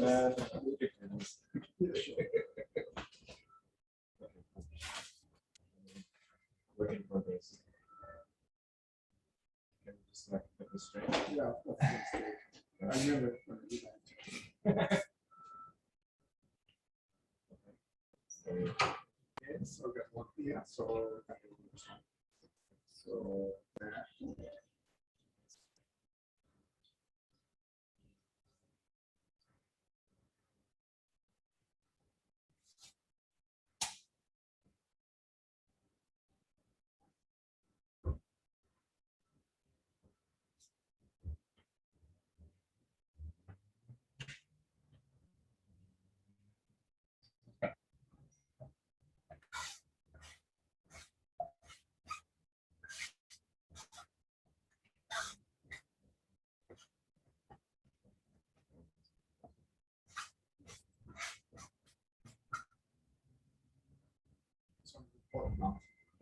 Okay. So what's a so you were on the right one when you said oh yeah. I really embrace these programs, right?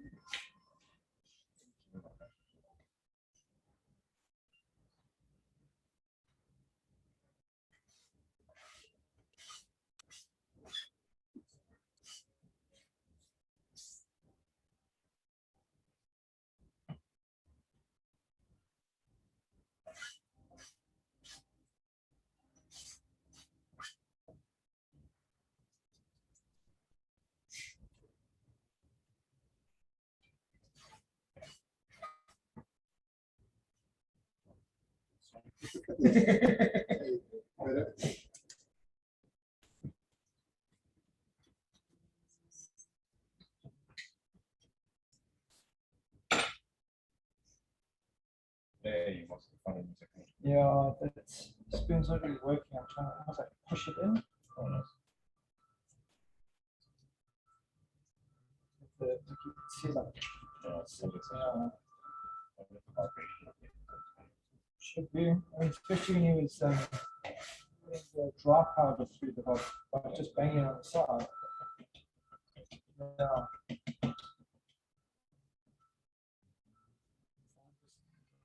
Well, brute force. That's the trick. Yeah.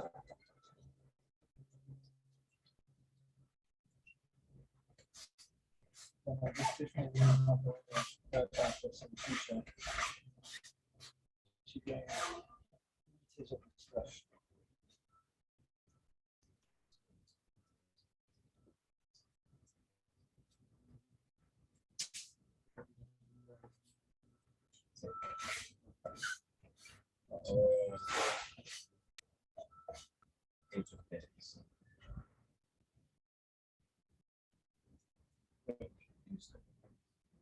Yeah, so two, one. So I'm going after you.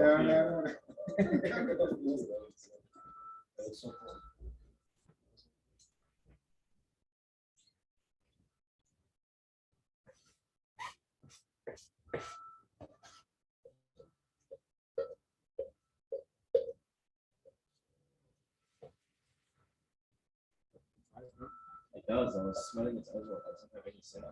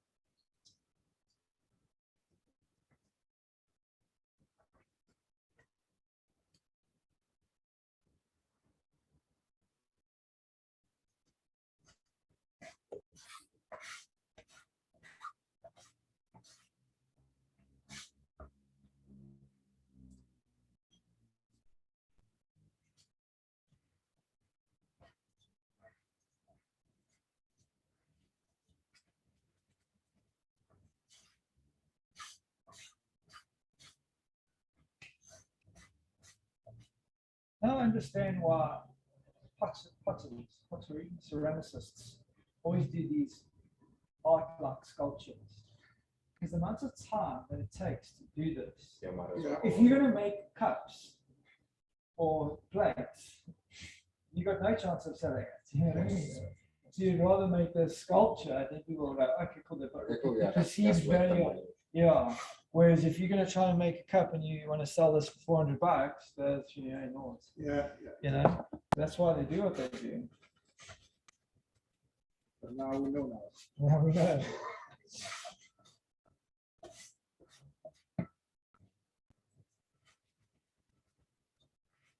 This one would be you. This one would be you. Yes. Oh, yeah.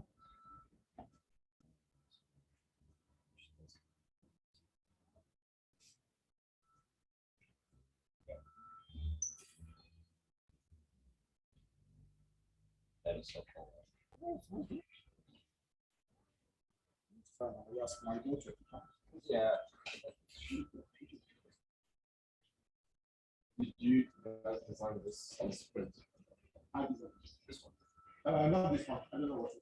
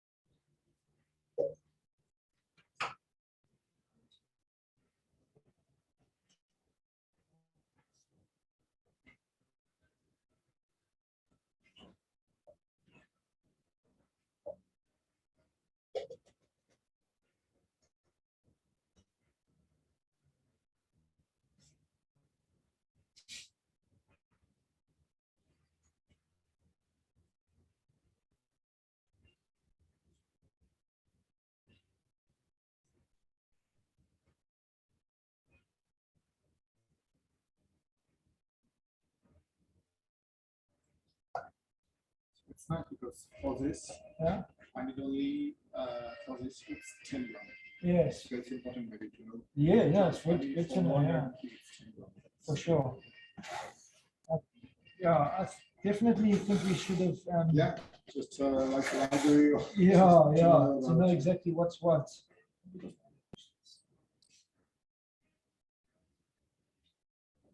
Eventually, we're going to come across something that we really like, and we're not going to remember how we got there. Yeah.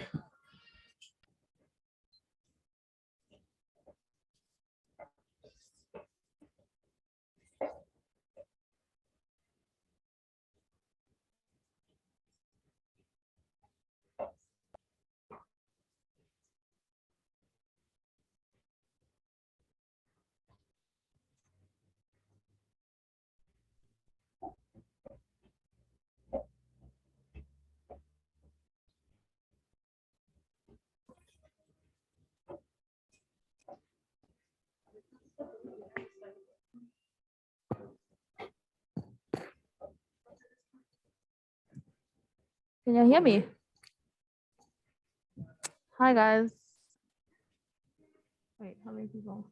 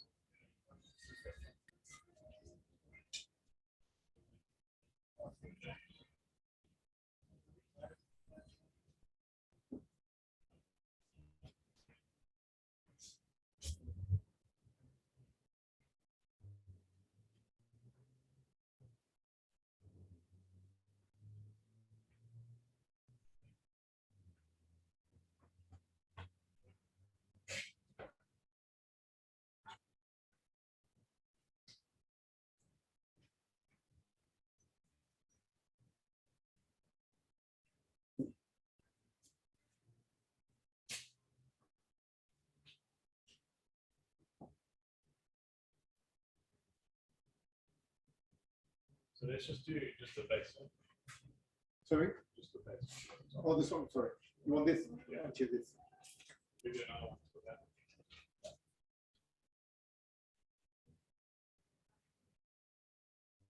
And painting or digging? Dipping or painting? Whichever you want. Okay. Okay. Do that. We'll paint. So I can use this one. It's ready now. That one doesn't look so nice. You want another one? The one I did on this? The black here. How can I mix it?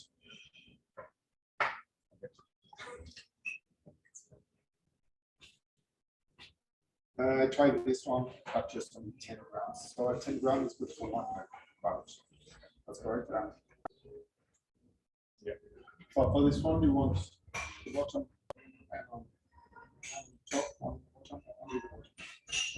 On the top or bottom, not both. Choose one. Yeah.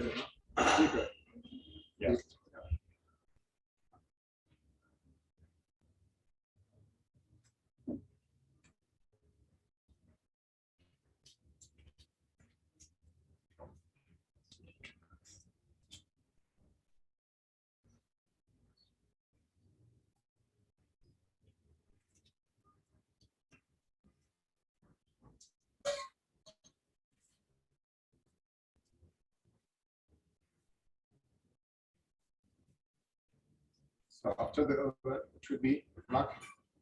Yep.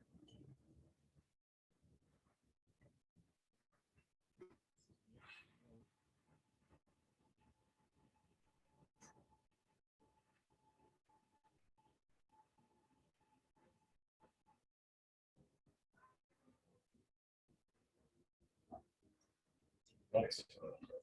And I do the same. Okay, this. Yeah, sorry, I'll try it. I tried it.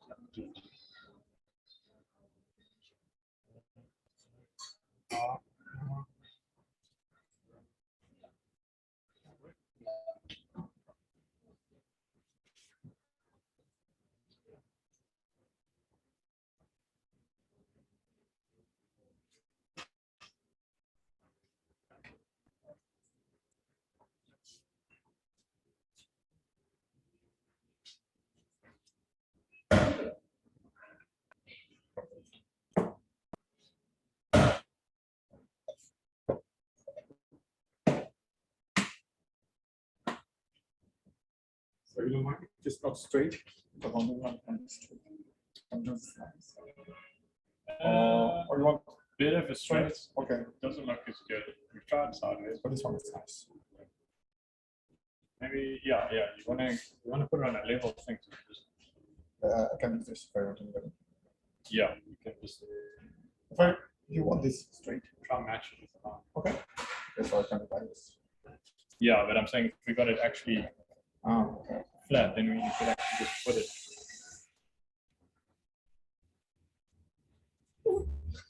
Because of your table. Okay. So I can.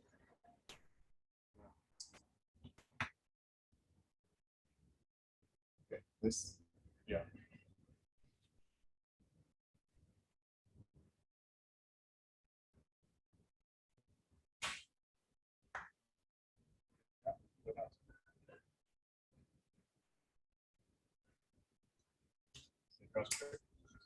Exactly. Because of the terracotta. And the clay too. Very quickly. On the clay. No, it takes a long time to grow. Okay, so this one is very porous.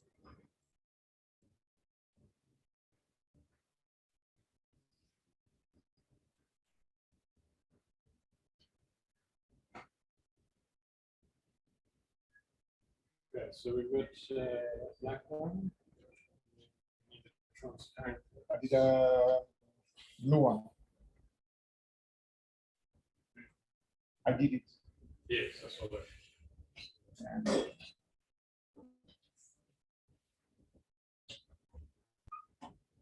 Transparent black. Yeah, perfect.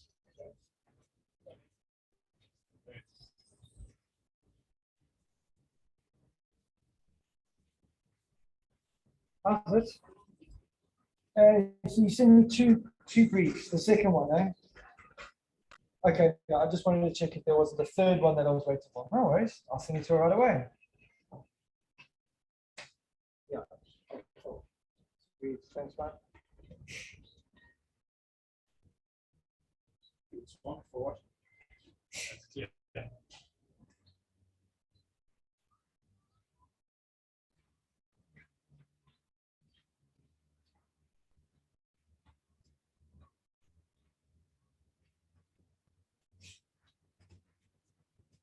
Let's now make that the second time. So what I want to do is I want to oh, wash it. I can paint it on the top. So it doesn't need to be totally dry. Is it fine? Yeah, put it off here. Yeah. He's on the fire, right? Yeah. No, I'll just grab from there. Yeah. It just looks like. Yeah, well, because I washed it. That's why.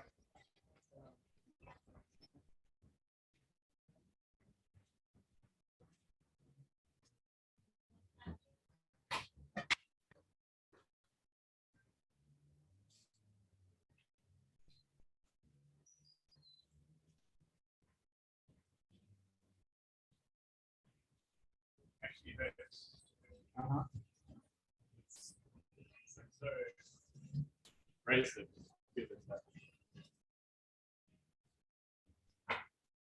and for this one, what do you want to do?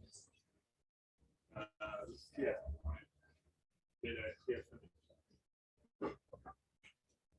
This color comes like this one or not? The blue, like it comes like that. No, it's too thick. Right? Needs to be it's thick. Something like that. After the fire. Yeah. This black here, have you ever done anything with this black before? As a reference? Like, yeah, we have. The is ones it- that is are that the ones matte that- black. No. Yeah. I was going to say, what would you suggest? Do we kind of keep it thin on it or? I think so, yeah. I think otherwise it looks when it shows through. Yeah. It wants to be like, yeah. Like this.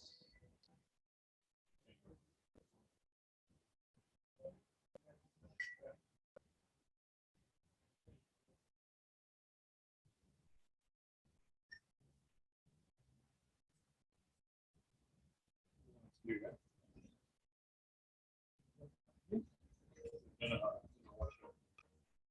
Why would it wash off? Oh, you mean you want to get rid of it? I was going to say, why would it? Yeah.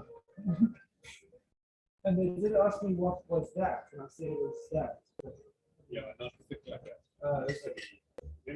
Why is it not? But it's supposed to be quite like a thick layer, isn't it? So is that what it does? Is that why? Because it was so thick. I thought it was because I added water into that. And it, when it dried in the, and I'd mixed medium and water together. That's why. We had that before.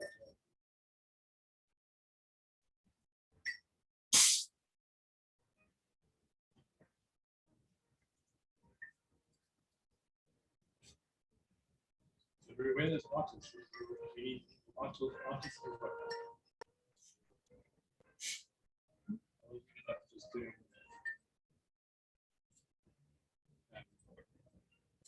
art classes. Yeah. There's people who are experts. Or telling us what's the ceramic artists or the desktop artists? artists, yeah, people who know what. You can do it. I can do a call out for them, get them and stuff. Yeah, like in terms of collaboration. I think that's we'll yeah. be their hands, but they must tell us what actually is good. The thing is though that not every, hardly anybody's worked with glazing, so then the purpose of this. Yeah, I mean, I gave a palette so based on that palette of things you've done before. Yeah. This would work. Yeah. My gosh, maybe wait. Let's go with it, right? I honestly think that's going to be better than trying to do.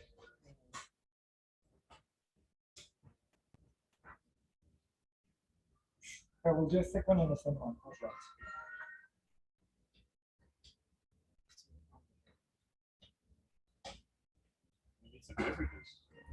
Should I go get? Can I go get? Yeah. Or first, I don't know. I think I'm drinking a bit myself. About 6 beers. I see him the one after that, but I work a bit late. And he had gone home already, so I went home and looked at 6 beers by myself. And I mean, I've been drinking beer for a long time, so it's so nice.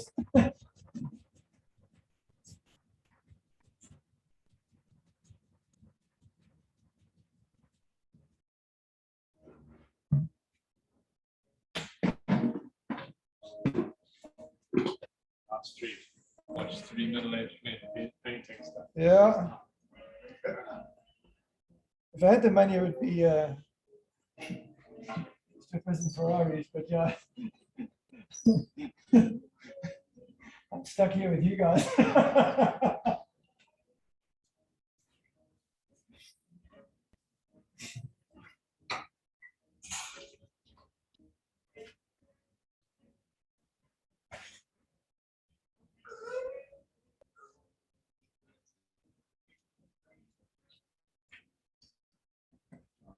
I'm gonna get some beers.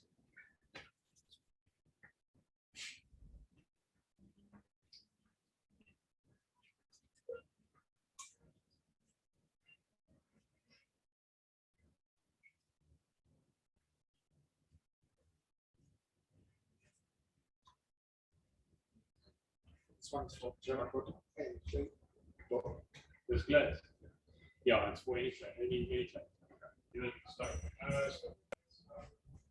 Yeah, you get earthenware, stone. And the earthenware fire to 1070, stoneware fire to 1200.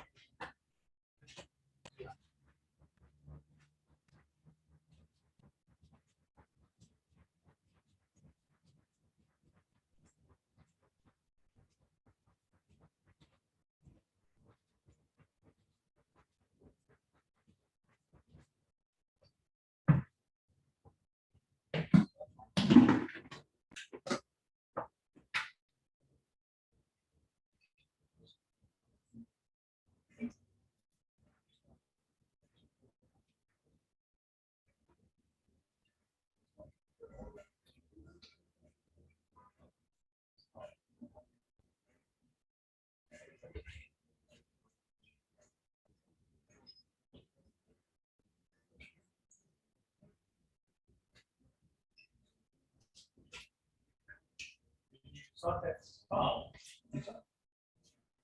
Start that one.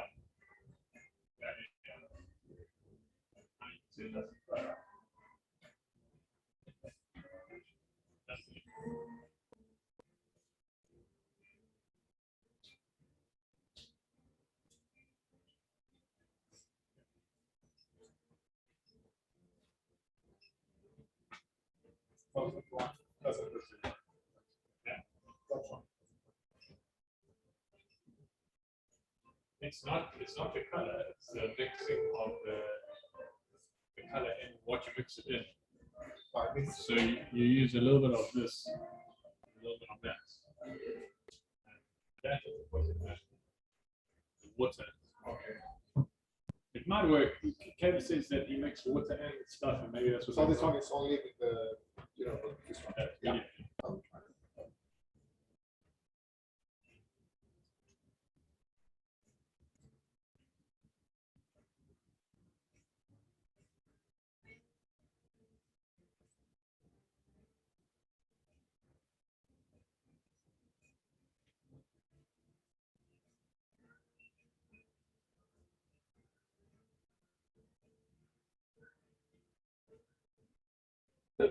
They're closed up next door.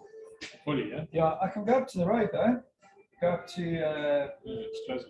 No, it isn't. Really. I spoke to the OK to Liberty Liquors. It says open on a Friday. Oh, so there's no one there? There's no one there. It's like closed up and everything. So, yeah. So I can go 10 minutes. There's one of Wetties. Nah. You know, really. So down the road. I'll make 2 phone calls while I'm going. I'm sure you will. Okay.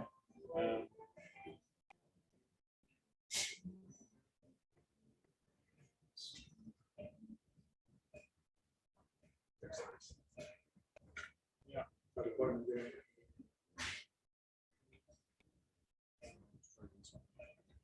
that's going to be clear. So this one, that big, you said clear. Yeah. So this one. Or you call clear. Transparent.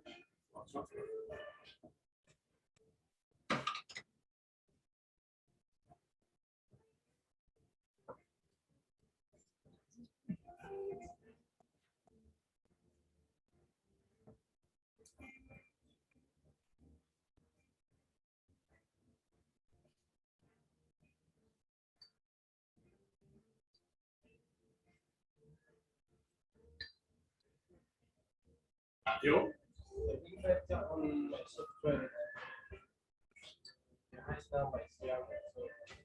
No, it's not. We just don't know how to do it. Supposedly. So that's I'm gonna do a thicker one and a thinner one. That's pretty much and see what they come out like. Which one? What is it? That is quite thick, yes. Yeah. So to try this part, right? Yeah. Could maybe do a maybe why don't you take some of that blue? Why don't you do a test on one of these ones? Like one and so you know what I mean? And then go over it.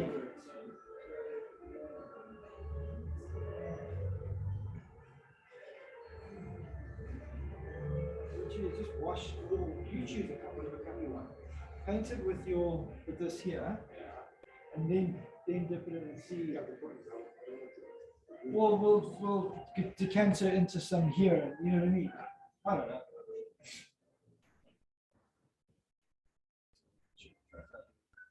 Oh, then you just paint. You can. I mean, I'm sure you can. I don't know. Yeah, I don't know.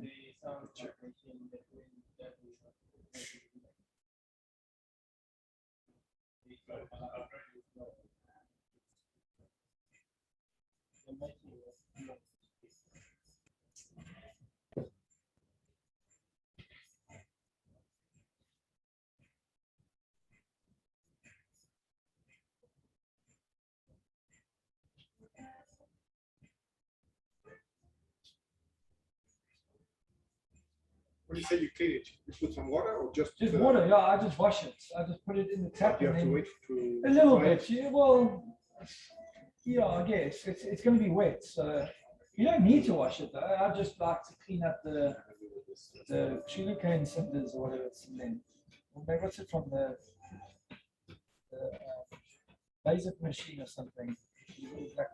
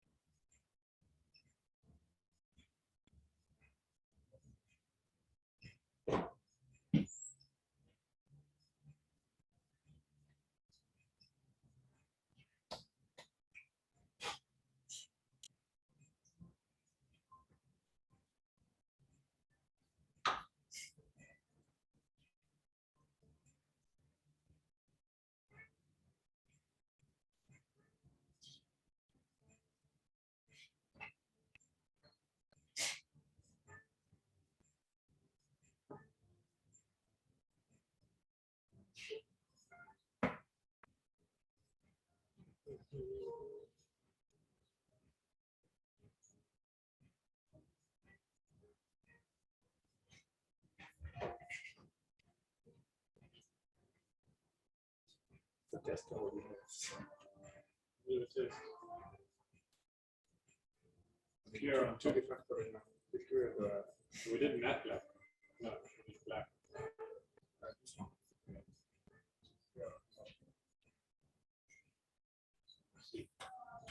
So like the best finish is this, is with a wet cup. So this one. Oh, with the wet. Yeah. oh, it's a wet cup. So this can be your cup. Okay. Yeah. Then you put the Now it absorbs moisture. Now you paint. paint. No, not deep. Yeah, Paint. you can do it. Okay. I know what you mean because it's not wet. It's very thin. Okay.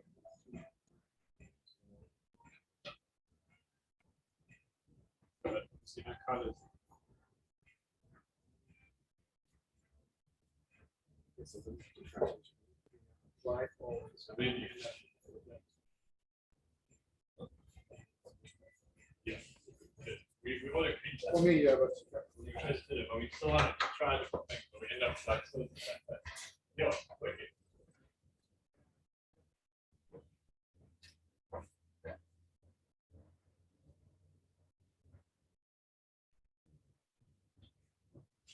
that's very interesting.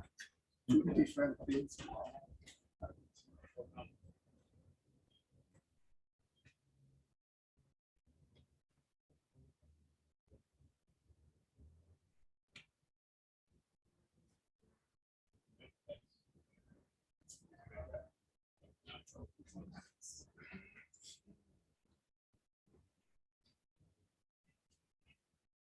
Can we get test, Steve? Yes. Just on the. Just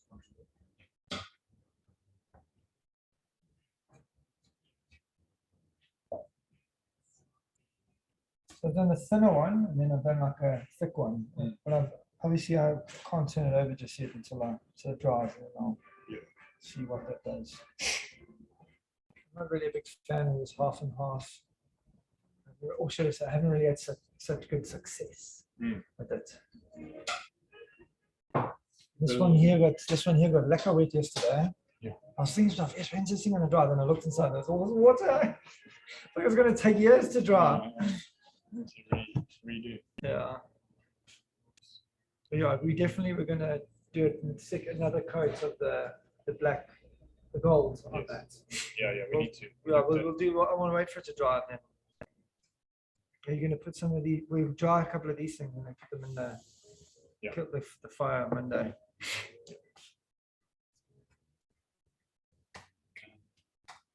Anything else you want to do? So this is the mat. I should actually get a cookie pen and put out this. Yeah, this is matte black. So if you're wanting to do anything, dip or whatever, it's there. And let's see how the other ones. Do you want me to take photos of you for doing it? So, oh, that looks cool, Steve. It's transparent. And what's the bottom one? That's the matte black. Okay.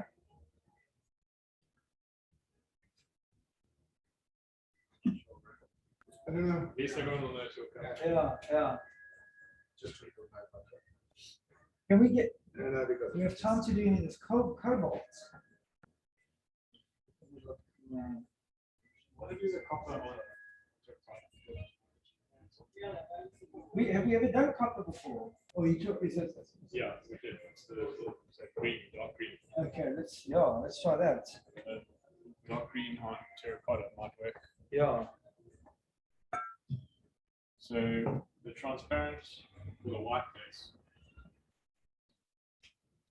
So we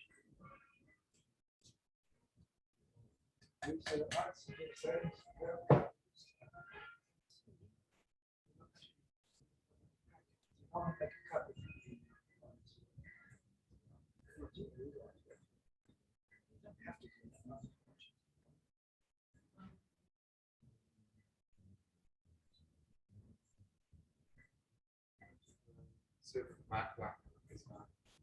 Yeah.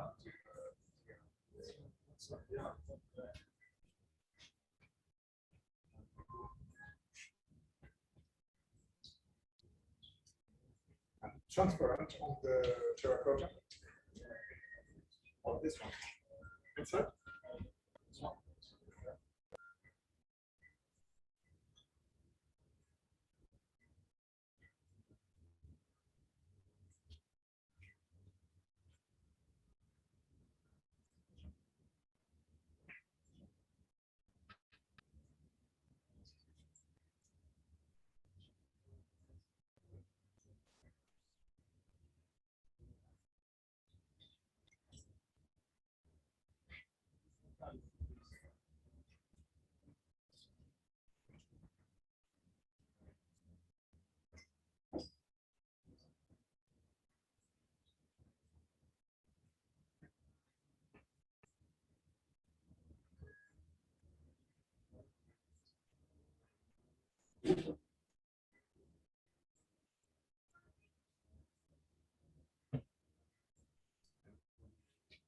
We're going to do this one. We're going to try transparent. Bottom. Transparent. On the bottom or on the whole thing. So shall I mix? Can you just it's really Yeah.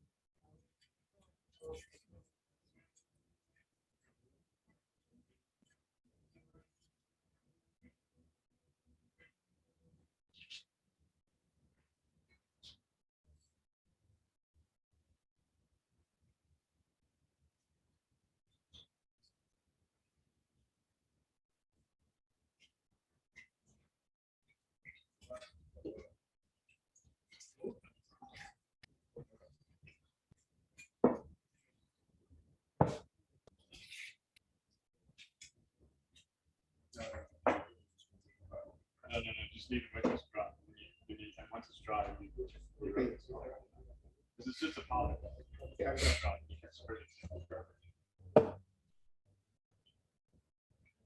Glaze.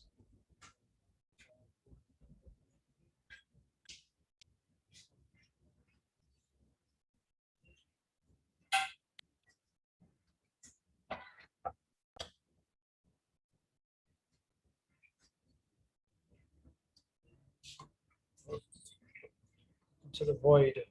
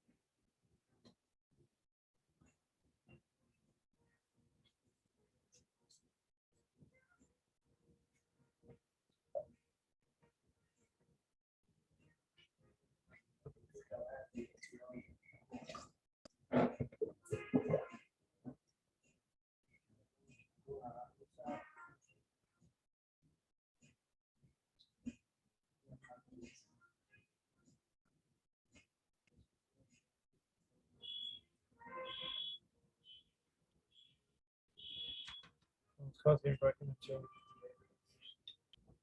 Sure.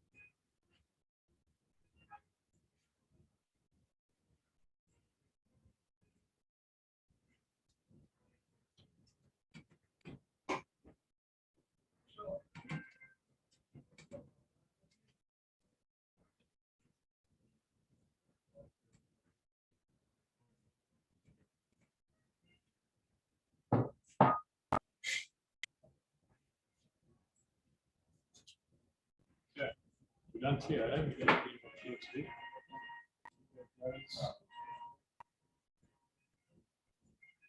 We should have too many. What happens if fine show red collect dust?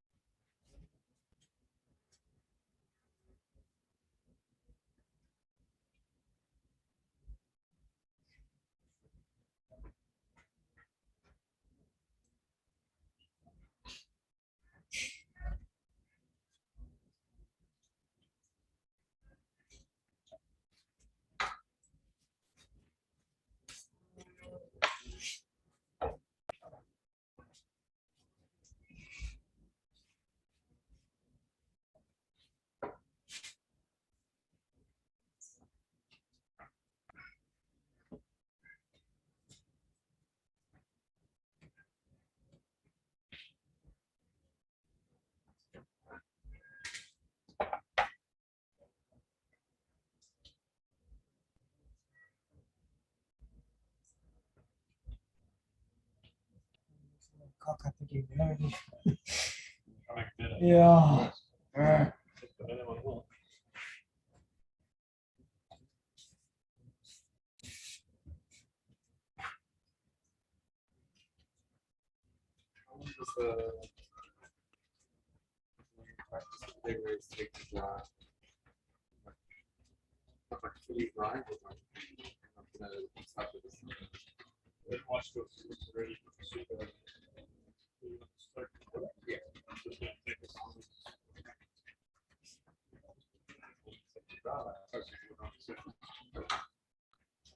But if you dip it while it's hasn't been wet, then it will, the water will go straight into the clay.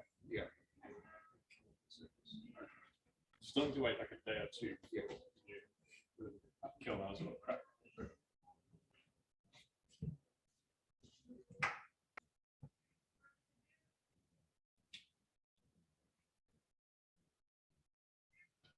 Spotter, water.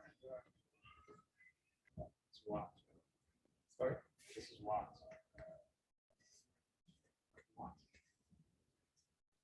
White is.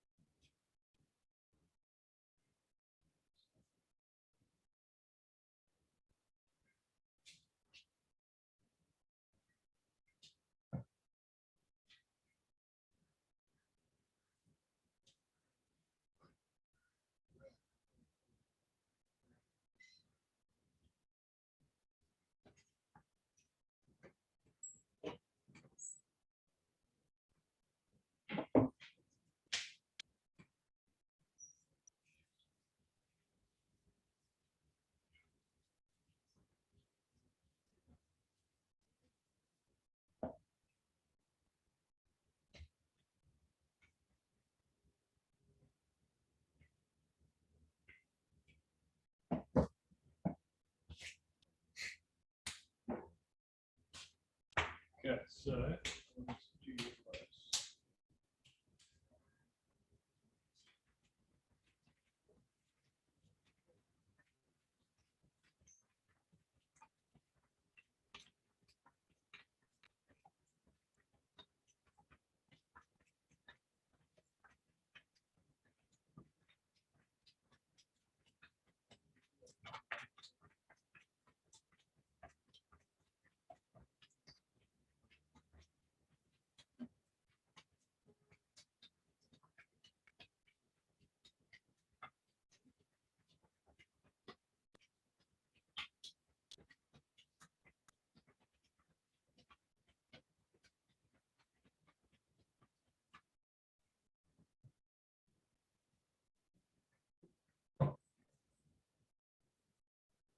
Going to screen.